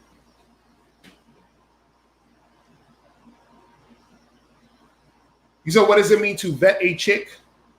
Vetting a chick is just really investigating who the fuck she is, finding out about her, seeing if she's the type of woman you want to fuck with. You understand?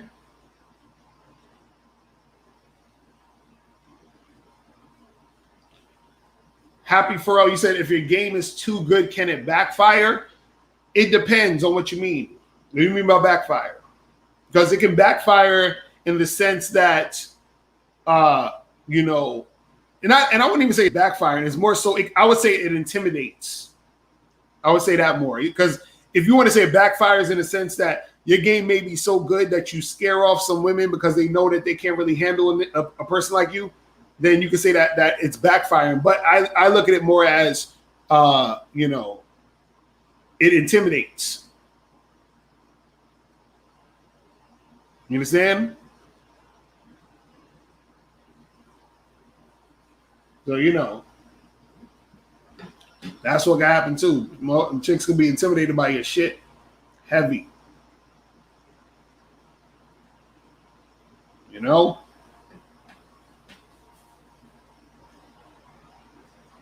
You said, can you break down this? Telling women you like them or showing interest turns them off. Is this argument flaw or there's some truth to it? See, the thing is this: ain't nothing wrong with telling the chick that you feeling them. You just don't want to do it in a way where you're fucking sucking their ass and kissing their butt and doing all that other shit. I said sucking their ass and kissing their butt. But you don't want to do it in a way where you're like groveling and like, oh my God, I really like you. You're so amazing.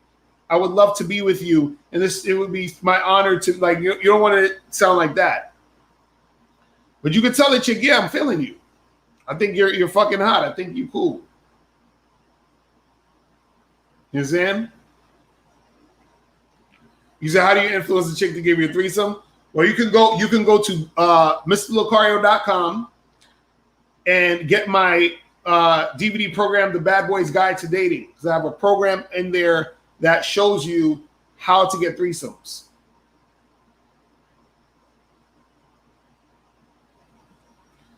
Smooth Ace, smooth as ice, and too many imposter PUA types popping up on the tube.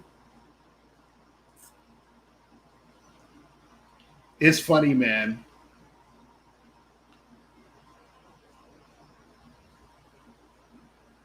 Man. But yeah, you guys gotta, you know.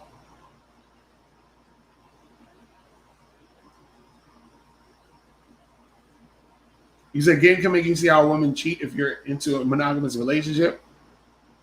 The way some of y'all be writing some of y'all stuff, I'll be trying to read. I'm like, am I reading this right, or are y'all writing it weird? I don't know what's going on.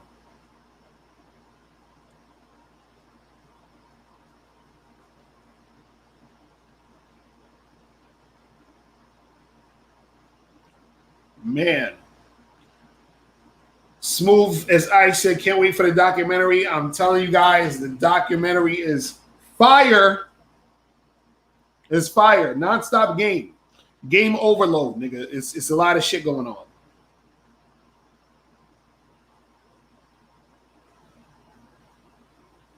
You know? So the game is heavy in that documentary.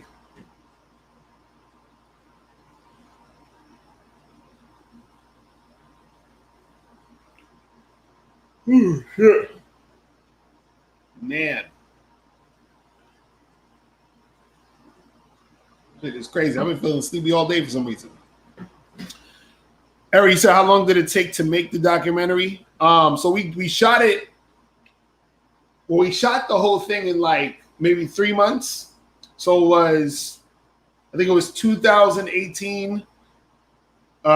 We shot it around April to like June or some shit, or July. And then we started editing it. I think in 2000. Wait, was it 2018 or 2019 we shot? I can't remember. But yeah, no, I think we might have shot it 2019 if I'm not mistaken. And then we edited some of it late 2019, and then we wanted to do more at the beginning of the year, but the whole COVID shit happened, so then we had to fucking stop for a while editing it, and then we literally just finished it the other day. You understand? So yeah, it's about, I'll say, a year and a half, 2 years that it took us to do all that shit. And the shit is 2 hours and 20 minutes long, so that shit it's a long joint. And it was really 2 hours and 45 minutes, and then we shaved it down to 2 hours and 20 minutes. At first, I wanted it to only be an hour and a half, but it was so much fucking dope ass game in there, and we was like, yo, let's just put all this shit in, as much shit as we can in there, without it being too crazy. Because it's so many things that we was like, fuck. I was like, we can't take this shit out. This shit is too good. And we're like, okay, we can't take this out. It's too good. Actually, I would say like, because as I'm like watching it back and all this other stuff, I feel like I'm in the movie. Like everybody's in the movie for pretty much the same amount of. We're all in like in each part of the movie, whatever, each section of the movie, but I feel like I said the least. I don't know why I feel like that. You know what I'm saying? I literally feel like I said the least. You understand what I'm saying?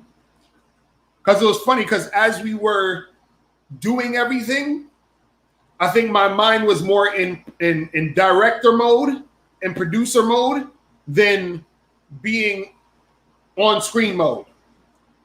So while I was on screen, I was spitting my shit, but it was like when I was watching the playback, I felt like I felt like I could have spit more than I did. But the shit that I spit was still fire, though. You understand what I'm saying? But as I was watching it again, I was like, yeah, I could have spit more. But then if I'd have spit more, it would have been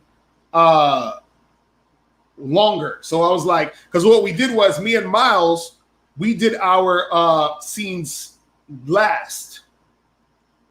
So what we did was we filmed everybody else in the documentary, and then me and Miles did our scenes last. And then we did it that way because we wanted to watch what everyone else is going to say, and we don't want to repeat what other people are saying too much. You understand what I'm saying? So we didn't want to repeat everything that everybody else is saying. So we wanted to make sure that it's like so many different perspectives. So there's certain things that, because we're all talking on specific topics, but it's so many different things. You said the documentaries require a lot of takes, like a traditional scripted movie. Not necessarily. Not how we was doing. We did sometimes we did. I think a few takes over, but most of it was just straight interview style. You know what I'm saying? So it didn't take that long to shoot specifically. I'll tell you this though, when we were shooting Miles's part, because me and Miles was in the office and we were shooting his part. And so usually it would be me and Miles behind the camera setting shit up, whatever. So now when me and Miles was shooting our part, it was just me and him. So it would be him behind the camera, me in front of the camera, and then him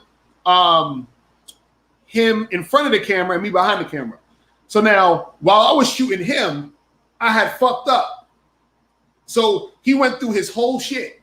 And when we watched the playback, we have two cameras. One of the cameras was a little blurry. So since it was blurry, he had to do the whole fucking thing over because I didn't realize it was blurry. so we had to do his whole shit twice because I fucked up. I was like, man.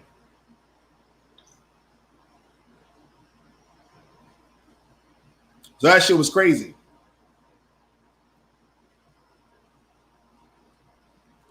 J Rock 80, you said you're gonna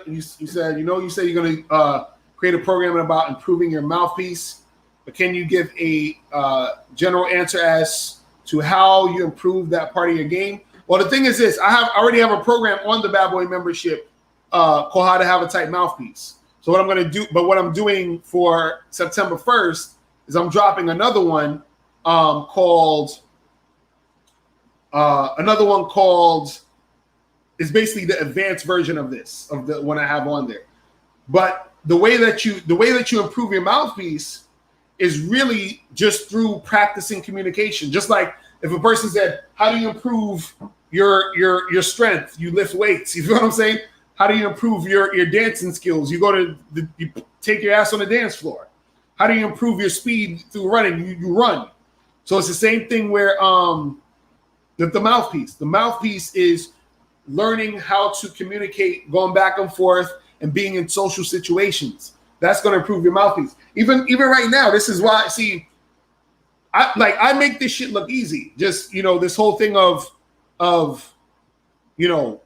people call in, we go back and forth, we talk. I go off the top of the head, and I can do this for 2 hours, whatever.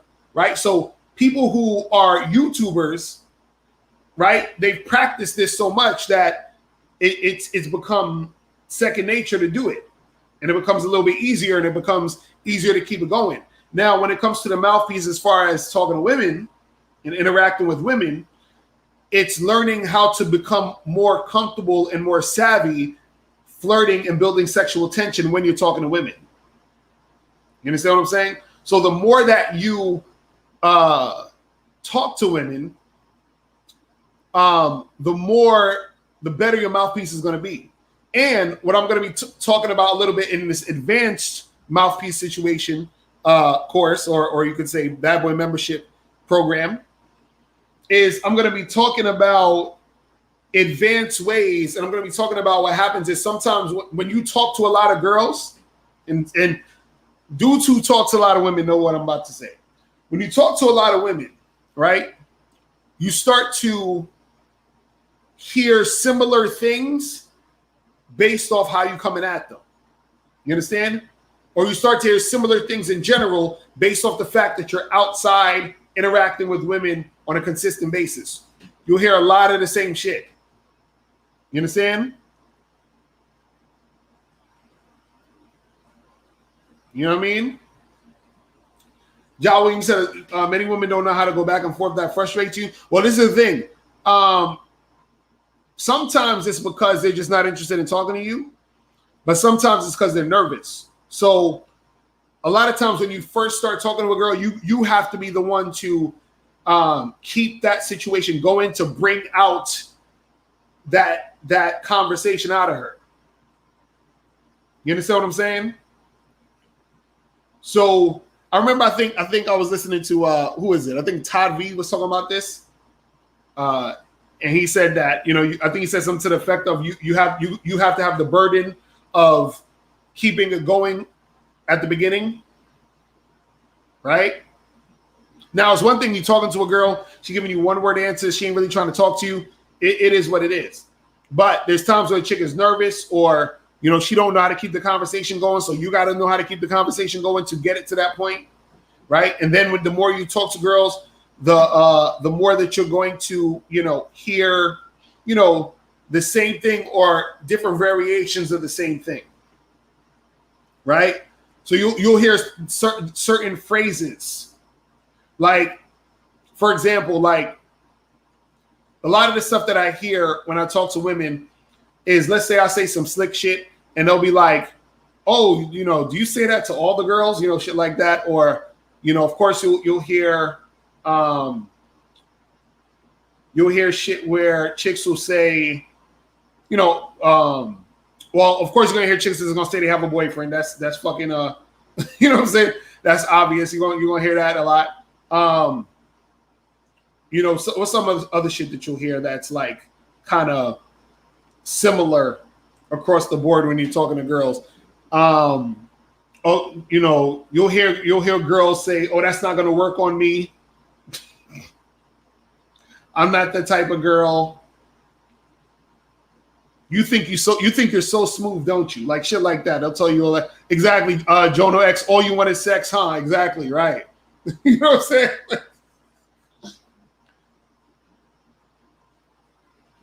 You know? She'll say, what makes you think yada yada yada? She's like, what makes you think we having sex tonight? What makes you think you're gonna get my number? You know, they'll say shit like that. And so the thing is that the more you hear those type of things, you already have a comeback, because you know you've been through this 20 times already, 30 times, 40 times already. You understand? I saw a quote one time that said, "I'm not like most girls," in quotations, and it was signed "most girls." You know what I'm saying? That's what they say. Girls will be like, I'm not like these other girls. Every girl says that. I'm different. Every chick says that. Or a chick will be like, hey, you know, you've never met a girl like me before, have you? They'll all say that shit. Exactly, Chris Paul. She'll be like, I'm not fucking you tonight. They say all that shit.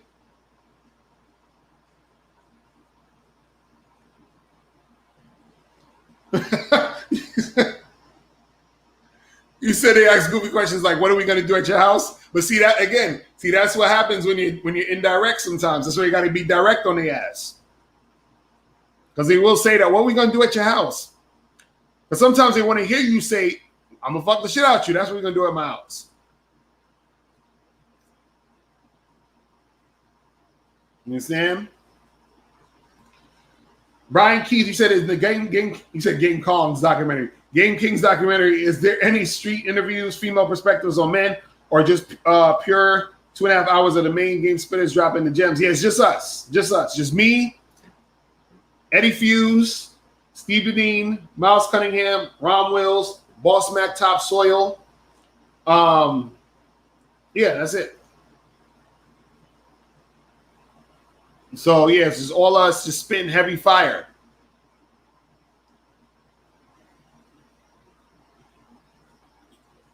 But yeah, that's the thing, man. You guys will hear the same types of shit from women when you out here getting it in. You will hear a lot of the same shit. Andre said, or they'd be like, don't come in my mouth. Now, or they'll say, come in my mouth. You know, it all depends. It all depends. You know?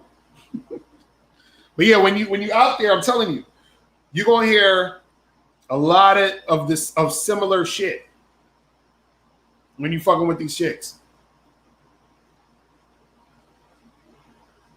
So what happens is that you start to realize what works for you and what doesn't work for you. You understand? You said, why do so many girls pretend they don't like sex? Well, one is because usually they might be talking to a guy who they don't want to have sex with, but they want to use him for his attention. You understand?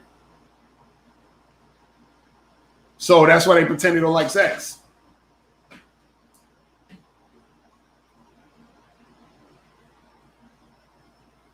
Oh, that's a good one, Shayob Khan. You approach two chicks, they be like, oh, we're lesbians. Fuck out of here. Fuck out of here. Talking about we lesbians. Talking about we lesbians. Please.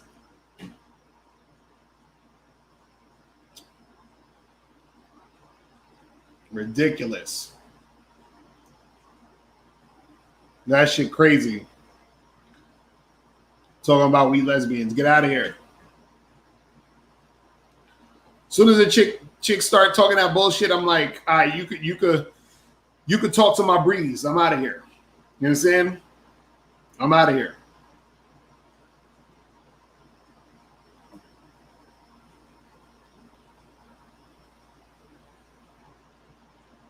John Williams said, can you be married for 5 years and a woman just change as far as behavior? She starts to steal from you and lie. Hey, anything can happen, bro. Anything can happen. You know, but if that shit's going down, something went wrong, bro. Something went terribly wrong. You feel me?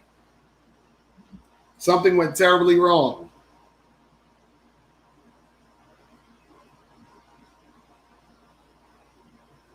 You feel me? Man. He's saying, chicks saying I'm busy. That's the worst. When you be trying to make something happen with a chick, she's talking about she busy. Women are never busy when they're interested in you. They'll find a way. They will find a way. If you ever hear a chick talking about she busy, that's just code for I don't like you. That's all that means. I'm busy. Busy my ass. You understand? Oh, that's a Slime Peso. That's a classic. I was asleep. I was asleep. Yeah, right. She was asleep on some dick. That's what she was asleep on.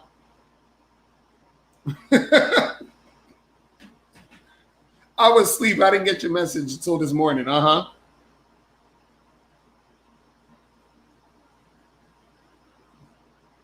Man.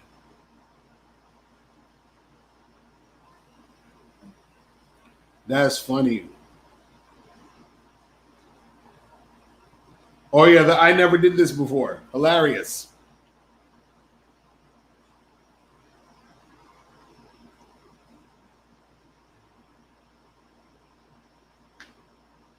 Man. So what's the difference between wanting to go on a date versus vetting a chick first? Well, what do you mean? I'm confused by that question. So you're saying what's the difference between going on a date, wanting to go on a date versus vet? Well, the thing is, if you're on a date with a chick and it's a first date, you're supposed to be vetting her. Either way. You know what I'm saying?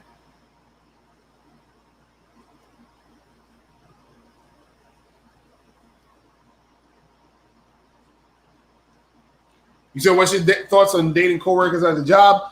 I say don't do it, but if you are going to be hard-headed and do it, in my book, How to Have Sex with 2 Women a Day, I have a whole chapter on how to fuck with your coworkers without you losing your job and all that other dumb shit. You understand what I'm saying? So you can check that shit out.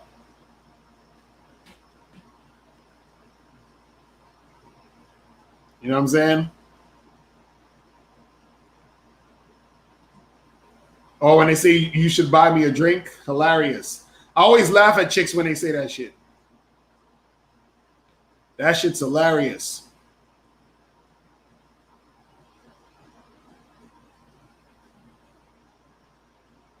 You said, how do you vet a chick to find out if she was once an escort? Too many pictures on exotic beaches and locations, etc. Most likely, if she don't want you to find out, you ain't gonna know. You'd have to be really, really good at questioning her and figuring the shit out. You understand what I'm saying?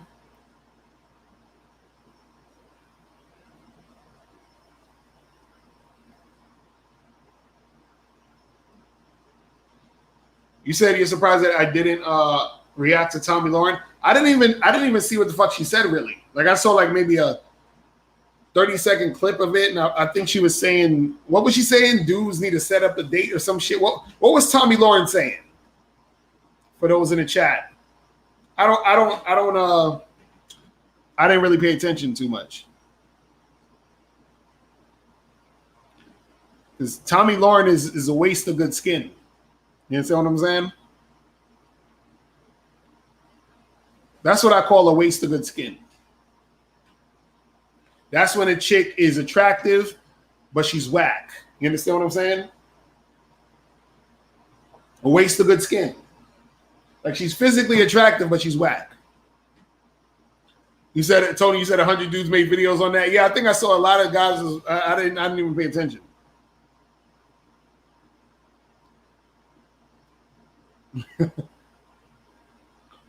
Like she is definitely a waste of good skin. He said EO went in on her. I'm gonna have to watch that shit.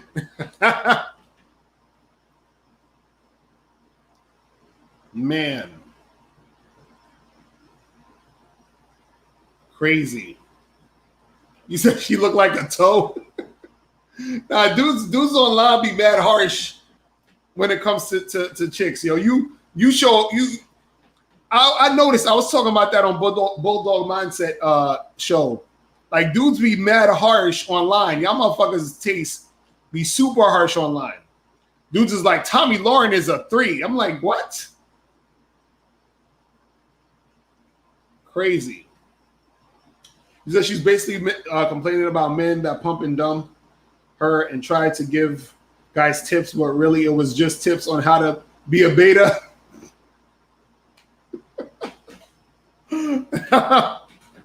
That's funny. That's funny. That's what happens.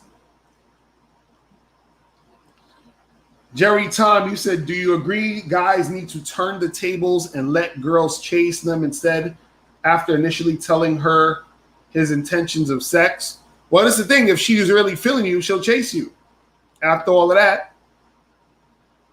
You see what I'm saying?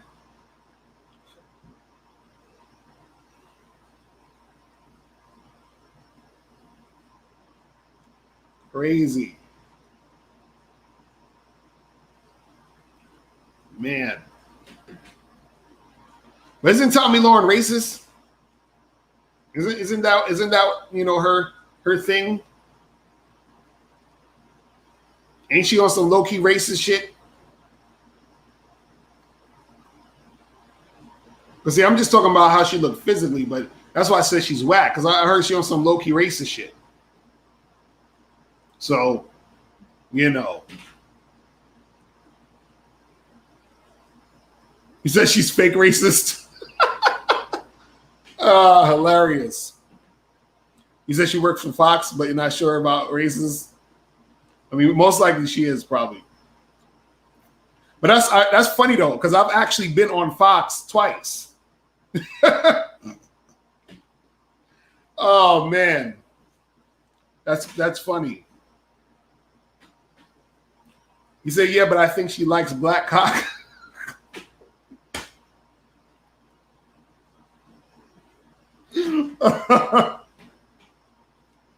Oh, man. That's funny. That's funny. So Fox News is for the Klan. Oh, shit. Hell, y'all would charge to the game if she was on some racist shit.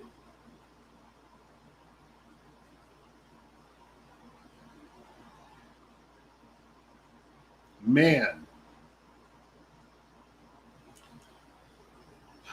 Who's it? Hold on. P. Newell said, did you write a book yet? Yeah, I have like 5 books, bro.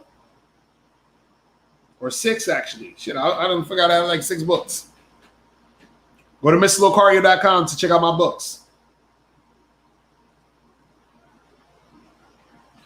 Streetwise, you said if I ever get a chance, see if you can get a collab with Dante Nero. I actually did years ago when I was in Jersey. I actually did a show called The Sexy Party Show. I had him and his girl on my show once. That was years ago though. That was like a long. It's probably archived on YouTube somewhere. But yeah, Dante Nero, he's on point.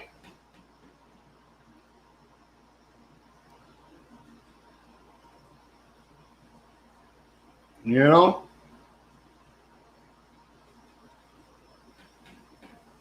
Man. But yeah, it's crazy. Yeah, I didn't see that Tommy Lauren shit.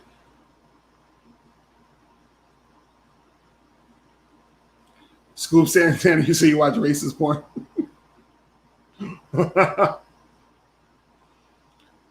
Man.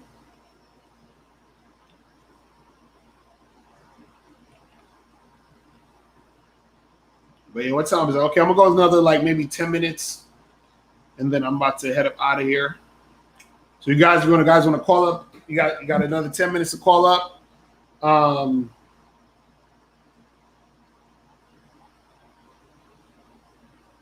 Let me hold on. Let me double check something real quick. Shout out to everybody who donated.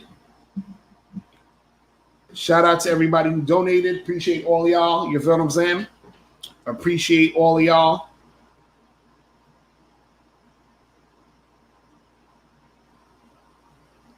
Ozias, you want to call in? Call in, bro. 646-481-3901. That's the call-in number. That is the call-in number. You said when's the next seminar? Shit, I don't even know yet. We probably see. We still got y'all still got to go get the damn virtual seminar. It's on MrLocario.com right now. Expectations versus reality. I need to pick that seminar up. We'll probably have another virtual seminar. Maybe in like, who knows, September, October. Shit. We'll do another Zoom seminar. We'll do another Zoom seminar. Exactly. Kizan got the link right there. That's the link to the seminar. So you could download our last seminar right there.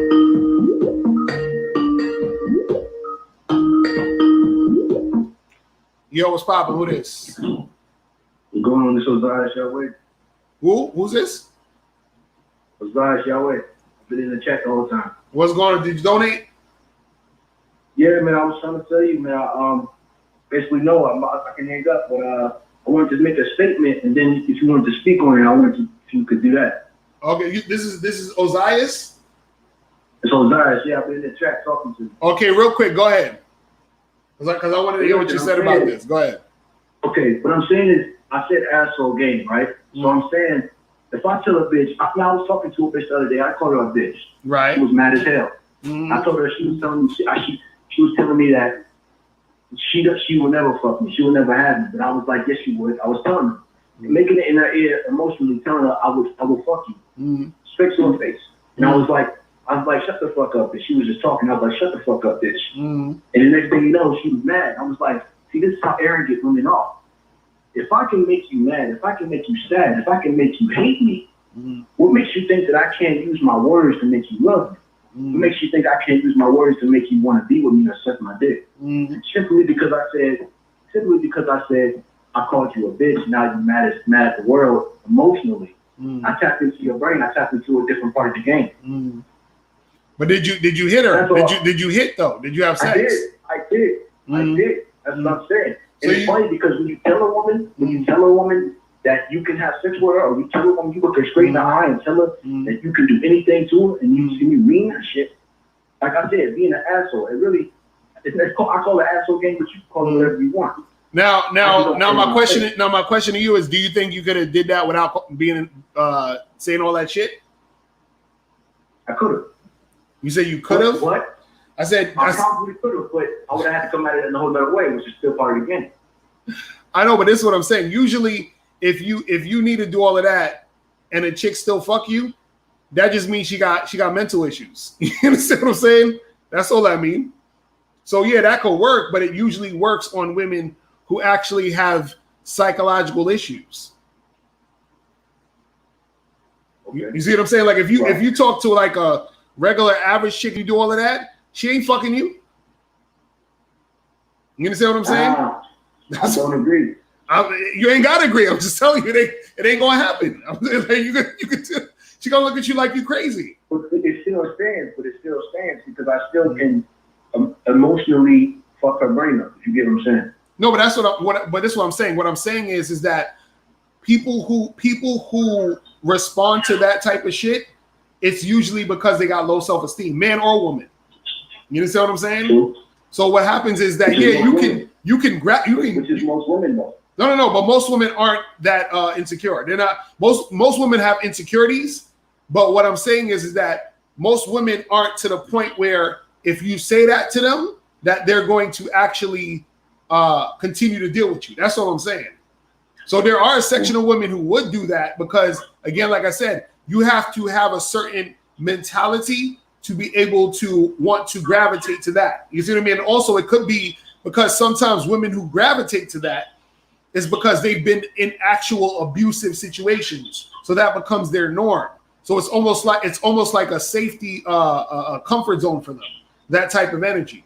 You see what I mean? So I'm just breaking down why that could happen. But what I'm saying is that, you know, there's going to be a lot of women who don't have that type of mentality who will be put off by that. That's what I'm saying. You're right.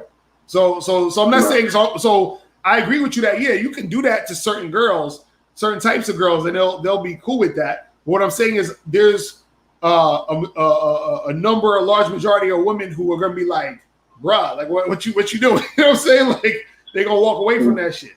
You see what I mean? Mm-hmm. So that's all I'm saying. So you know, so you gotta know that you gotta know the type of chicks that's gonna respond to that shit. You see what I mean? Mm-hmm. So that's what that is. I find sometimes some women might think they don't want to be part of this, but a lot of times they really do. No, this is the thing. See, there's a difference between if you having sex with a girl, right, and y'all getting sexual, and let's say you grab her by the neck or some shit, y'all doing some rough sex, and you be like, you know, you want some shit where you grabbing her by the head and you like, yo, suck my dick, bitch, or whatever. Then that's more that's like a turn on in the context of that specific situation. You understand what I'm saying? But if you're just you know treating a woman like shit in general, you know what I'm saying? Like that ain't really gonna be a thing that's gonna really 100%. You see what I'm saying? That's all I'm saying. Now again, there are some 100%. Women, and what I'm saying is that usually when that works or happens with certain women, it's usually because they got mental issues. You understand what I'm saying? Like I've been with women like that where they wanted me to do some crazy foul shit, and I was just like, I ain't trying to do all that. You understand what I'm saying? But I found out part of the reason why is because they had fucking mental issues. You understand what I'm saying? So they responded to that type of situation. You see what I mean? Yeah. So that's what it is. Yeah, you're right. I'm going to go ahead and get off here, but I realized in the game that a lot of times when you have sex with women, it correlates outside the bedroom as well. Oh yeah. So it's like, you know, you might not want me to call you a bitch, outside the bedroom, but why? And I always ask women that question because I use bitch like fluently every single day. Right. So it's like I always ask a woman why. Why don't you want me to call you that? But you want me to call you that in the bedroom. Right. But see, You know what I'm saying? calling a chick a bitch doesn't necessarily mean you're being an asshole, because it all depends on the context too. Because you could be chilling with a girl, you be like, bitch, I love you. You understand what I'm saying? Like that's not disrespectful. You know what I mean? Because in the context, you're saying something positive. You see what I mean? So and you could just be using it as a slang. But if you want something, you fucking bitch, you know what I'm saying? Like then it's a different context based off of how you're coming at her. You see what I'm saying? Yeah. So, you know. King of King said that bitch look like a big toe. Now, if I told her this, that I walked up to her and I said, hey, bitch, you look like a big toe. You know what I'm saying? Why would I not be able to fuck her off or something like that? Because like I said, if I can make you hate me, I can make you love me as well. It depends on the woman, because just because you make somebody hate you don't mean that you can make them love you. You see what I'm saying? That's true. That's not true. They might just hate you. Yes, it is true. Yes, it is That's true. not true. Yes, it is true. That's not true. How is that not true? Tell me how that's not true. Because it's by my words, by what I say. It's about what comes out of my mouth. So if I can make you emotionally change your way of thinking, why can't I do it the same exact way, just using it in a different spectrum? You get what I'm saying? Because this is what I'm trying to explain to you, is that just because you got it on this end of the spectrum doesn't mean necessarily that you're going to get it on that other end of the spectrum. Because if you're dealing with somebody who, let's say for example, you're dealing with a chick and she's like a chick who's not one of these chicks who got mental issues and she's just a regular chick or whatever like that, right? If you say some shit to her that turns her off, you understand what I'm saying? Because there's a difference between her getting in her emotions and then her just being turned off. So you might be, even though she's getting, and then also she could be getting angry and be getting turned off. So because she's turned off now, nothing you say is going to get her to that other side, because she's already turned off by you. You understand what I'm saying? So that's what I'm saying, where it's just like sometimes where, because what you got to understand about women too is that sometimes when women are in uncomfortable situations, they don't want to be around the uncomfortable situation anymore. So what happens is, if you said something that made her that uncomfortable, she may not want to hear anything from you at all ever, because all she associates you with is uncomfortability. You see what I'm saying? So that's what I'm saying. This is why sometimes when you tell a chick the truth and the truth makes her uncomfortable, she tries to tune you out. You understand what I'm saying? Because she don't want to hear no more. And that's what I'm saying, where you might be dealing with a woman like that, where you go down that direction and she's fucking uncomfortable. She don't even want to hear nothing else you're trying to say. You see what I'm saying? So that's what I'm saying. So there might be girls that you can flip it around and then get her to, you understand? So I'm not saying that doesn't happen. But what I'm saying is there's a different type of chick that will work on, versus this other chicks that's totally going to be on some, they're going to be like, fuck no. You know what I'm saying? Like, they're going to look at you like you crazy. Yeah. And I guess that's where the player has to understand what type of woman he's dealing with. Right. You see what I'm saying? But I see you though. All right. Good looking, little Corey, though. I just want to chime in. No problem, bro. Appreciate you, man. Peace. All right, bro. Man. Hold on. Is Mike still in the chat? I want Mike to call up real quick. Before we end this. If Mike is still in the chat. Either let you say he's a sociopath, y'all fucked up. Man. Mike, I want you to call up, Mike. 646-481-3901. Call up Mike right now. Let's call up. Let's get it popping. All right, let's get Mike on the line. Hold on. Mike, what's going on, man? Yeah, I'll make it quick because my phone's gonna die. Listen, I'm absolutely 100% convinced, and this applies to everybody in this chat. Mario, go in. I'll never ever let this issue go, because I believe this to be 100% true. Okay. If you gave $10 million to everybody in this chat, it would be a game changer for them. I agree. Everything. It would be not just price. Everything would change. Like they would wake up tomorrow with a different energy. They would start cold approaching women that they would never cold approach. It would exude, because money does give you confidence. And for you to say that the top guy doesn't get money, oh my God, that's so foolish of you, man. You said what? What did I say? So Wait, foolish. say it again. What did I say? I mean, how could you say that? If you gave a guy in your chat $10 million, how is that not going to change his life with women? What do you mean? How is it going to change his life with women? Tell me how it's going to change it. Can you hear me?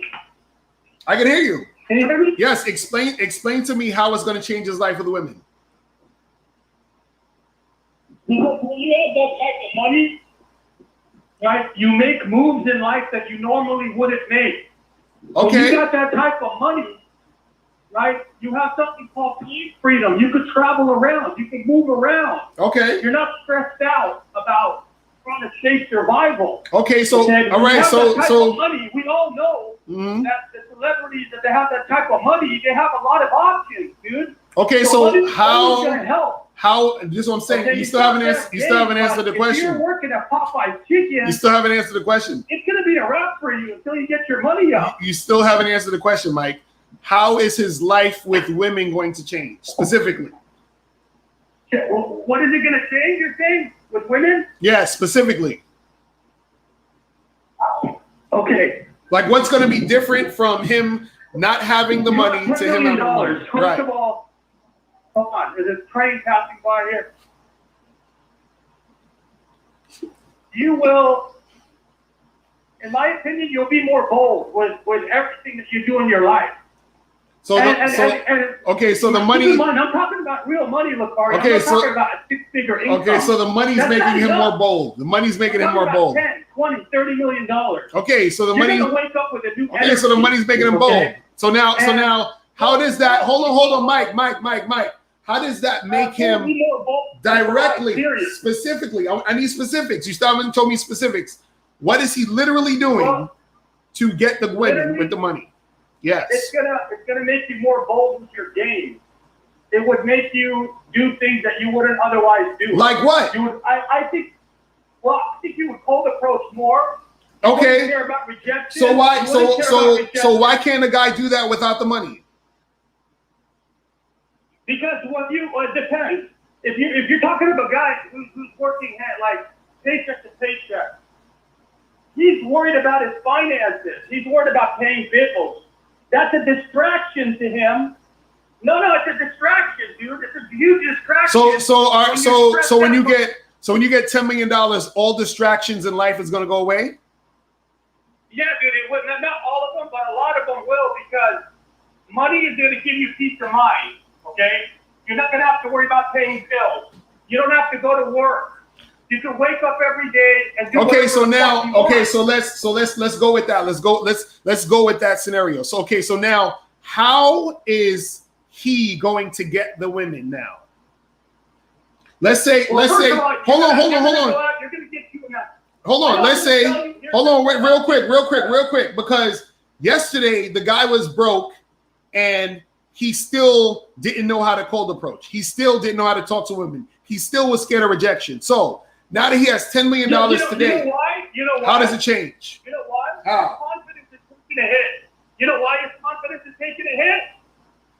You know what the number one issue in this country with people? You know what the number one issue, and this is not my opinion. I read this in a Forbes magazine article. You know what the number one concern is for people that live in the United States? Mm-hmm. Finances, dude. Okay, finances. And what is that? What does that have to do with him still knowing how to get a girl to want to have sex with him? What is that? How is that going to change him? Well, because his lack of finances is stopping his potential in the game. How? It's stopping his. Yes, it is, dude. How? It is. Dude, because when he's working at Popeye's Chicken making minimum wage, dude, he's not focused on going out and doing what you're saying. He's thinking, I got to get my money up first. No, this is what I'm asking you though. If he didn't know how to approach women yesterday, if I give him $10 million today, how is that going to change the fact that he still doesn't know how to approach women? It's all psychological. Money is psychological, dude. When you have that type of reserves in the bank, you become more bold. And if you think I'm bullshitting, ask anybody. Mike, let me ask you a question. Mike, let me ask you a question. Do you know how to fix computers? Not really. No. Okay, if I give you $10 million, will you know how to fix computers tomorrow? No, that analogy. No, yes or no, yes or no, yes or no. No. Okay, so if you didn't know how to interact with women to get them sexually attracted to you today, how is me giving you $10 million going to help you be able to get women sexually attracted to you tomorrow? I'm glad you asked. Let me tell you why. A lot of the guys that are listening to you, okay, and the guys out there, money is on their mind. Okay, they're working a lot of hours. They don't have the time. Okay, you fail to realize something important about life. There's 24 hours in a day, dude. When you're working 10, 12 hours a day, and came back and said, no, you have enough time to go out and talk to women, that's bullshit. You don't. So Mike, you work 7 days a week? No, listen. Mike, you work 7 days a week? I'm not talking to. No, I'm asking, do you work 7 days a week? No, dude, but it sucks your energy. But you have your energy. you have a day off, don't you? You have at least a day off, don't you? Say that again? Say you have a day off, don't you? Yeah, but that's not enough. So okay, that's so not enough. Mike, do you work out? Do you work out? Mike, do you work out? Do you work out? You need time and you need freedom to dedicate towards the game.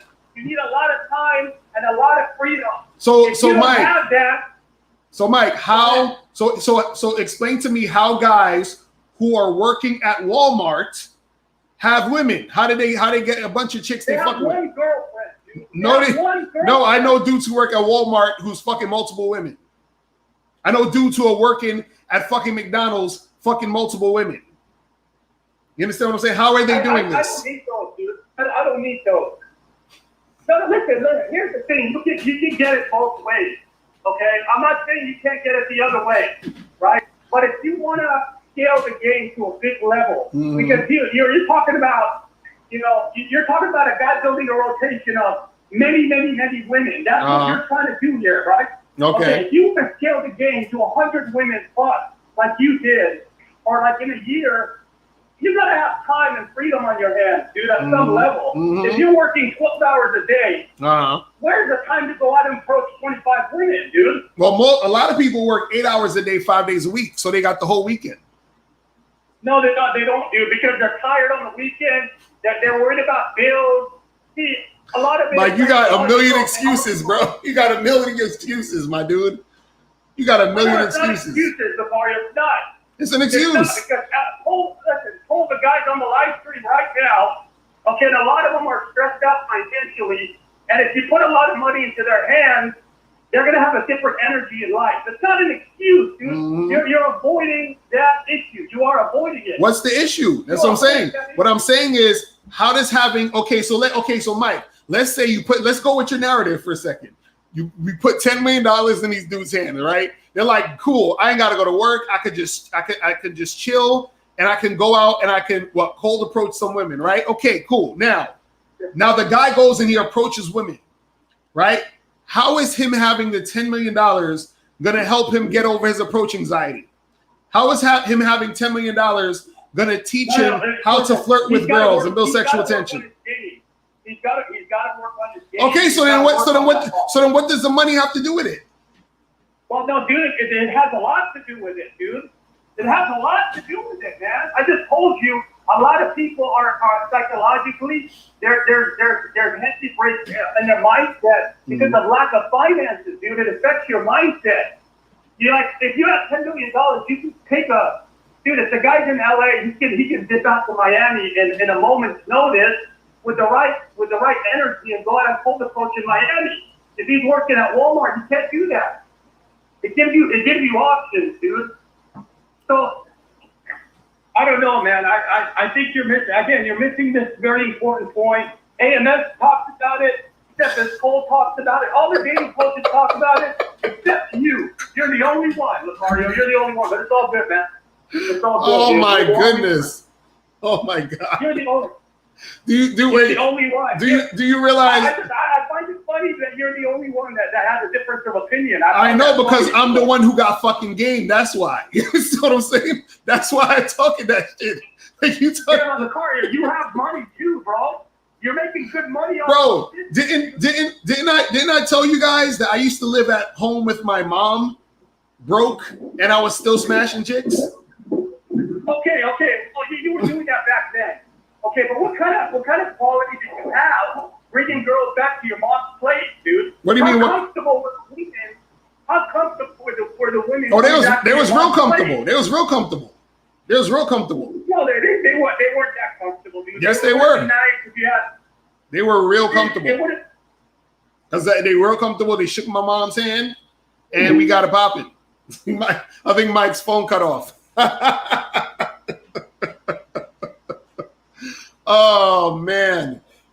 Oh, I fucking love Mike. He's hilarious. Oh Jesus. Mike just don't. I don't understand how Mike don't get it. I don't understand how Mike don't get it. This dude's out here right now working 2 jobs and they fucking women. You understand? Listen, he's talking about, oh well, if you had the money, you'd be stress-free. And then you can start going up. No, that's all excuses. That's all excuses. Because if you had a $10 million, you're just gonna have a whole nother set of problems. You understand what I'm saying? Your problems are never gonna go away, or what you perceive as problems are never gonna go away. So all of that shit is just like nonsense. And like I was trying to explain to him, I'm like, bro. The money's not going to help the guy learn how to get girls. And then he was like, oh, well, yeah, he starts to learn game. Okay, if he has to learn game, then what the fuck are we talking about the money? He's like, oh, but they need the money because they're stressed out. No, that's a personal problem. If you stressed out because you ain't got no money, that's a personal problem. I was never stressed out about not having money. You understand what I'm saying? When I was broke and I was like, look, I need to get some money, I used to, I had a fucking I saved up some paper. I bought a CD burner. I burnt my mixtapes on CDs. I took my ass to Times Square, and I used to be out there selling my CDs. You understand what I'm saying? And I'm chilling. I'm like, okay, I need some paper. Let me go do what I got to do to get some paper. I wasn't stressed out, and I'm still fucking chicks. Now, if you stressed out about that, that's something that you need to handle on your own. That's a personal problem. You see what I'm saying? There's people who hardly got 2 nickels to rub together and they happy as shit. And you got people who got money in the bank and they're miserable as fuck. That's a personal problem. You understand what I'm saying? Oh man, this is so funny. But shout out to Mike though. Shout out to Mike.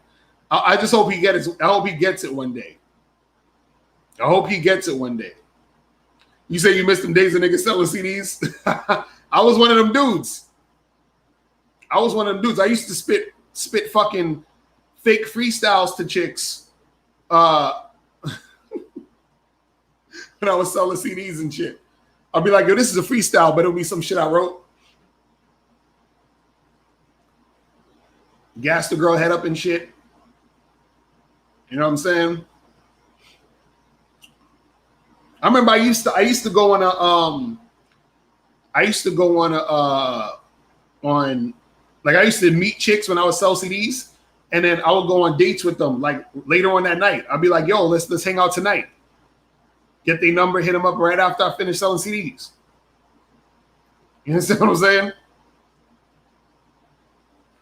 So I'm like, bruh. I'm like, dude, see, the thing is, the problem with what Mike is saying is it's basically saying that it's basically using the excuse that because I have to work and generate resources and I have to have finance, have to have money and all this other stuff, I can't do this other thing. No, it's about balancing your life. And that's why I asked him, I said, I was asking him, do you work out? Because you could say the same, that's the same excuse people use. Well, I work 5 days a week, and when I get off of work, I'm tired, so I can't work out. That's a personal problem, you being tired.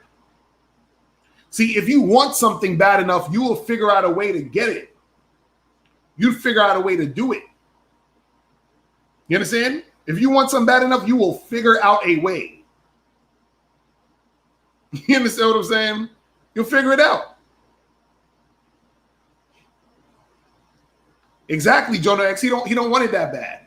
He does not want it that bad. That's what I'm saying. If he wanted it bad enough, he'd figure it out. He's coming up like, oh, but if I work 12 hours a day, I'm going to be too tired to go in a pro. That's your problem. I can't help you then. That's your problem. You see what I mean? Hold on. Who is this? Hold on. Who the fuck is the? Hold on. All right, this is the last call. What's poppin'? Who this? Hey, what up, brother? What's going on? The good life. I just want to start saying. Wait, hold on. Did you donate? Oh, we gotta donate for calls. Yeah, we gotta donate for calls now. But since this is the last, I'm gonna let you rock because I know you personally. But go ahead. Go ahead, though. You know who this is? I know who this is. Go ahead, bro. Well, first of all, I just want to say you are a necessity to the environment because I think if I went viral and I had 100 million followers, I would promote for free because we need this knowledge to combat the pandemic. I know it's crazy. It's crazy. And also. Well, first of all, how come there's always the discussion of how money affects the dating game? Like, I see you bring that back from over and over again. Or people are always addressing it to you, and right. It seems like you're put in a position where you have to answer that. Why is that? Well, the reason why is because again, most of the stuff that I'm trying to combat really is because there's too much misinformation out here because there's a lot of guys who are listening to so-called game that's not really what it really is because there's guys out here who's not really in the field. There's guys out here who's not really about it. Guys out here who's not really doing what they claim they say they do. So therefore they get a lot of misinformation from guys. And what happens is that these guys their experience is tricking. You understand? So that's why they get that information. So again, people are going to talk based off the experience. See, I talk based off the experience that I got a shitload of pussy because I got game. You understand what I'm saying? You might have another guy who he's getting pussy because he's tricking. You understand what I'm saying? He's taking a chick out to dinners. You feel what I'm saying? He's spending a bunch of money on the girl, and that's why he's getting some. So he's saying, well, you just got to get your money up, and you got to, because that's his reality. But the reality is that we're living in different realities. So the thing is, you can listen to that guy, but I'm telling you, you could get the shit for free. So if somebody was selling you a bottle of water for $5, but so you think there's some coaches giving out fake information? No, I'm not necessarily saying it's fake. I'm just saying that their game, there's a lot of guys who have weak game, which is why their information is weak type of information. It's like, oh, well, just, get your paper up because that's how they weren't able to get girls until they got their paper up. You understand what I'm saying? And then so they found girls who used them for the paper. You see what I'm saying? And so that's their reality. So then they think that that's the way to do it. So now they tell this to other guys who relate to them because the other guys who relate to them are guys who have trouble with women. So they're like, oh shit. So that's why I was having trouble with women. I got to get my paper up. You feel what I'm saying? But if you got game, then you ain't got to do none of that shit. You understand what I'm saying? If you got game, then you're able to you know what I'm saying? You're able to do that shit off of your own joint. But do you think that money plays any bit of a factor of attracting women to any extent? Like if I'm driving a Rolls Royce, I know I can't bring it inside the club, but do you think it plays any factor in attracting women? Of course, it does. It does. Okay. It does. But this is how it attracts women. Because I talked about this before. There's 5 types of attraction: physical, sexual, behavior attraction, resources, and friendship. You understand? So when you pull up in that Rolls Royce, you're attracting her because of your resources. So what that means is that she may be attracted to you because of your resources, but you're trying to have sex with the girl. You understand what I'm saying? So just because she's attracted to you because of your resources doesn't necessarily mean she's actually going to have sex with you. Why? Because she may not necessarily be sexually attracted to you. You see what I mean? So she has to be sexually attracted to you in order to want to have sex with you. The reason why guys get confused is because they'll attract a woman with the Rolls Royce, and then the woman will, they'll interact with the girl will talk to them, whatever. And so the girl will string him along enough to where she can ride around in his shit, get him to pay bills, get him to fucking give her money and all this other shit. And what'll happen is some girls will get all that stuff. Delay the pussy time. Right, they'll delay the pussy. So now some girls will get all that stuff, and then the guy's like, "Come on, let me get some pussy. I want to fuck." And then she'll either say, "You know what?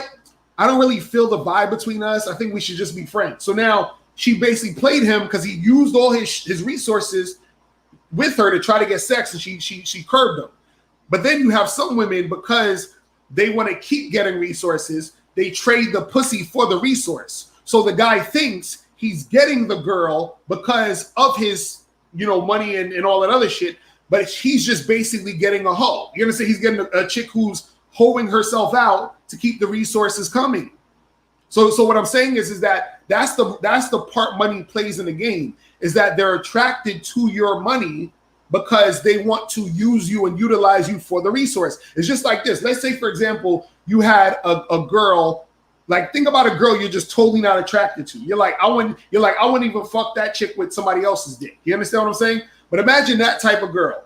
Imagine she says to you, "Hey, bro, I'll take you out to dinner. I'll pay for your rent. I'll pay your rent. I'll buy you clothes." Right? You'll probably be like, "Cool, I'll fuck with you. I'll hang out with you." Right? So now she's gonna say, Now imagine her saying, "Hey, the way to get a guy is you gotta have money. But the only reason you fucking with her is because she's giving you shit. But you have no interest, you have no sexual interest in her." That's how women deal with you when it comes to money. You see what I'm saying? And this is what dudes don't get. So they think just because the girl's around them, just because the girl's into them or whatever, and just in that moment, they think that, oh, because I got the money, I got her here, right? Which is true, but she's not there because she wants to fuck you. She's there because she wants to use you for the money. You see what I'm saying? And so this is why sometimes, even with choosing signals and all that other stuff, a woman may choose you or give you choosing signals because she sees you as a fucking lick. She's like, "This motherfucker, he got money, he got paper. Let me look at him, let me smile at him, make him think I'm feeling him, so he could come over and talk to me, so I could start this process, so I could fucking, get this dude's money and utilize him for that shit." Because women, they have no problem stringing you along. You understand? Because they know they don't owe you the pussy. You understand what I'm saying? So they can use you for your resources, and then to be like, "Well, I don't." Society always says you owe them money. Mm-hmm. You said society does what? Society will always say that men owe women money because it's like we're under this social condition that men must be the provider, pay for the date, spoil the girl. Right. I see this as prevalent. I don't know if you agree with this, but I see this as significantly prevalent in the Black and Latin community, where it's like you're the provider, and the thing, and I'm still on the same topic. The thing in the Black Latin community is that there's so much more accountability for men in their traditional roles opposed to women in their traditional roles. Because it's blasphemous if I ever say, a woman has to cook and clean. But it's almost mandatory for me to spend money on a woman like Ashley. I'm just putting that out there. Because that's because we in a society where dudes is soft, they simps. You know what I'm saying? And there ain't no real masculine dudes out here who do what they trying to do or do what they want.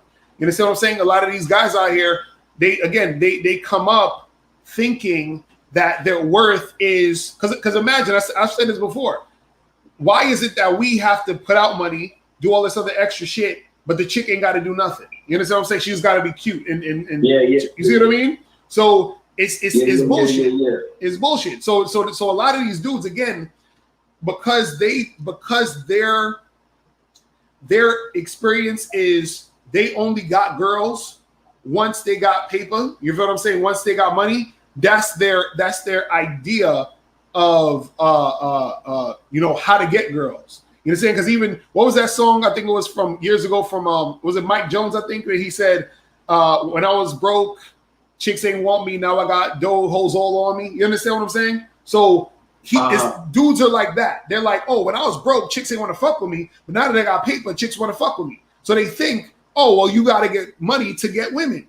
No, they're just fucking with you because you got resources, and they're going to use you for that. Yeah, and but I think Mike Jones is fucking. No, but that's what I'm saying.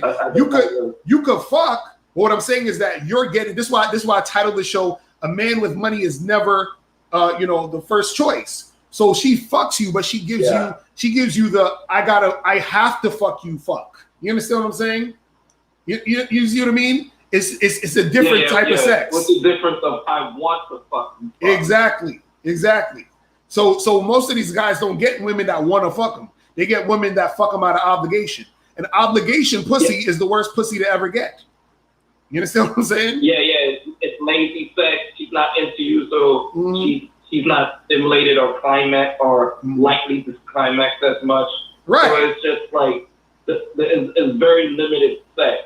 Right. But I want to touch deeper into that same topic because it's one thing building your money to get more women, and there's also another thing as not being too in depth into the community where you're not building yourself financially. Because I see a lot of guys, maybe more so back in the day, they really invest a lot of time in working on how to get women, but they're not trying to help work on themselves personally and like even trying to build financial wealth. And one thing I realized, when you invest so much time and trying to build in something that is like later on not going to be your most wanted asset, it kind of hurts. So let's say if 5 years ago I was invested so much time in trying to learn how to pick up women, but now I want to buy a house, get a car. I need to work on my credit, I need to work on financial literacy. Right. So it's like a lot of people are so invested. Like, well, you could pursue women, but not to the point where there's not a fair enough balance to not build up yourself financially. That's what I'll be trying to tell dudes. It's the balance. Because guys be like, well, I can't talk to girls because I'm trying to focus on my purpose and get my money. And then dudes will be like, but if you focus on the girls all the time, you ain't gonna be. No, it's a balance. It's like anything else. In life, there's so many different things you're gonna do. That's like saying, well, I can't go to the movies because I gotta focus on making money. No, it's a balance. It's called time management. But see, dudes, they try to use these excuses to say, well, if you focus on getting girls, then you're not going to have any money later on in life because you focused all your time on getting girls. No, you balance the shit out. You understand what I'm saying? So if you wake up at 9 o'clock in the morning, or let's say even earlier, you wake up 7 o'clock in the morning, right? Let's say you working on a business or something. You work on a business from fucking 8 o'clock to like 6, 7 o'clock at night. And then you like, all right, cool. So after 7 o'clock, I'm going to go out at 8 o'clock. I'm going to go out from 8 to 11, maybe midnight. I come back home, go to sleep, do it all over again tomorrow. So you balance your shit out in that one day. But see, dudes,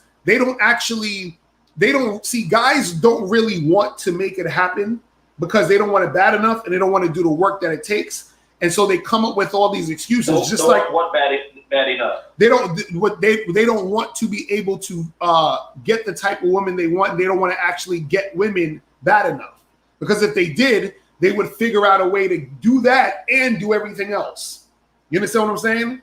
But because so many guys are pussies, right? They don't want to have to deal with interacting with women, because that's a blow to their ego. So they'll say, you know what, I'm just going to focus on getting my money and doing my job stuff and focusing on all this other stuff so that they can feel high and mighty. Because this is what a lot of guys do. They'll do that to make themselves feel like they're above bitches. You understand? Meaning, and when I say above bitches, meaning they're above dealing with women. You understand? They're like, well, I'm above all that. That's nonsense and that's stupid. Why am I going to waste time chasing girls and all? No. The thing is, if you're a heterosexual man, you're going to want to get your dick sucked. If you're a heterosexual man, you're going to want to be having sex with women. If you're a heterosexual man, you might want a girlfriend. You might want a wife. You're going to want these things. So if you want these things, you got to figure out a way to make these things happen. Just like even with on top of that, you might want to be fit. You got to go to the gym. You got to eat right. You see what I'm saying? You can't say, well, listen, I've been working so much and, I'm just not going to focus on working out and eating right because I have all this fucking work I got to do. Yeah. You know what I'm saying? Nobody says that. You notice you never hear nobody say that. Because whenever you hear these dudes talking about, getting money and all that, they'd be like, yeah, get money, go, stay in the gym, build yourself up, blah, blah, blah. You ain't never heard a nigga say, oh, well, don't focus on going in the gym and eating right because you got to focus on your purpose and your money. You never heard nobody say that type of shit. You know why they don't say that type of shit? Because it ain't got nothing to do with dealing with chicks. And these niggas is scared of women. You understand what I'm saying? Because there's a society standard that pursuing women is almost sexist and harassment, but they don't really understand it, how they do it. So there's a stigma in pursuing women and like running game. Right. Well, that's there too. Yeah, I like to talk to you some more, but I gotta get ready to go to work. Nah, that's what's up, bro. Solely appreciate it. Appreciate you, donate anywhere. Is it in your description thing? Yeah, it's in the chat. It's in the chat at the top. You can donate to the show. You donate PayPal or Cash App, either one. Appreciate you, bro. Yeah, no doubt. All right, man, and I just hope, like, in the future, we also focus on that. Because I came from this back in the days with Ross Jeffries, and I invested too much time in trying to learn how to pick up women. And I'm just now learning financial literacy, understanding how my spending in the past is affecting me buying a house now. Right. And also, I'm just learning about 401k and all that. Like, I spent too much of that. So I just want more of us, especially in the Black community, to like really like have that be learned. No, I agree. I agree with you. My point is though, is that niggas got to go to another channel for that. You understand what I'm saying? That's what I'm saying. Absolutely. So learn financial literacy, another channel, because you're one department. Right. Exactly. But I just want us to put it out there that it's like, you need to worry about this, especially when you're young, 19, 25, understanding how your spending habits now will affect you in the future. Facts. So that's all I'm saying. Now I feel you, bro. Appreciate the call, my brother. All right. Peace. That's what's up. It's funny because I noticed that too. You notice that like whenever it's like dudes will come on my channel and they be like, but what about making money? And what about doing this? And whatever. I'm like, this is a channel that teaches you how to get women. You understand what I'm saying? Like nobody goes to a chick doing makeup tutorials and be like, but Brittany, what about finances and being on your purpose? You understand what I'm saying? Nobody goes to a fucking chef's YouTube channel while he's trying to teach you how to cook fucking, crumpets and fish sticks and shit and be like, but Joey, what about financial literacy in the Asian community? He's like, fucking queen, it's a chef show. What you talking about? You understand what I'm saying? Niggas don't go to niggas workout channels and fitness channels and be like, but Jeremy, I see you're lifting weights, but what about the finances and the purpose in the community. But soon as they come to a channel and be like, okay, guys, I'm gonna teach you how to get girls. But Miss Lucario, what about the finances? What? This ain't no goddamn financial channel. This ain't fucking Grant Cardone or Wolf of Wall Street type shit. You know what I'm saying? It's like, what the fuck? I'm just like, what's up with these dudes? You know what I'm saying? Shout out to my man. I ain't trying to make fun. I'm just saying that I just find it very interesting. You notice that, right? See, nobody goes on any other situation or topic and talk about something else. Nobody's going to a fucking Tony Robbins seminar and talking about, but Tony Robbins, why don't you talk about cooking cupcakes? He gonna be like, I look like fucking Martha Stewart to you? You know what I'm saying? Like, the fuck you asking me about cupcakes? We had to be here talking about self-improvement. You understand? Exactly, bring the stay to the topic. But again, that's what I'm saying. Dudes want to avoid. I'm telling you, a lot of guys want to avoid the topic of fucking with women because they scared of women. They're scared of these chicks. I'm telling you. Crazy. But anyway, guys, listen. We almost going on damn near 3 hours. I gotta head up out of here. Jimmy A said, can I ask you a 401k question? Niggas will be calling up talking about financial advice and talking about how we could build the black community and all that shit. I'm like, man. But I appreciate everybody tuning in. Remember, the Game Kings documentary is coming soon, people. It's coming soon, people. Appreciate you, Unique 79. Appreciate everybody who donated. You know, I had a few people at the end where I was like, you know, I caught him. Mike didn't donate, but we had to let Mike come through and you know, let all that steam off. You feel what I'm saying? He was ready. Mike was ready. Mike was fucking ready. You feel what I'm saying? But make sure you guys go to Bad Boy Membership to join the Bad Boy Membership, because on September 1st, the Game Kings is dropping on the Bad Boy Membership, so you can be the first one to watch it in the world. You feel what I'm saying? You'll be the first ones to watch it in the world if you are on. Well, actually, you'll be like the second and third, because me and Miles watched this shit already. But you'll be the first few people that's gonna watch it. If you join the Bad Boy Membership on September 1st, it's gonna drop there. And remember, official drop date, official release date is November 27th, which is Black Friday. You feel what I'm saying? So, guys, you guys have a good rest of your night, and I'll holler at y'all later. Peace.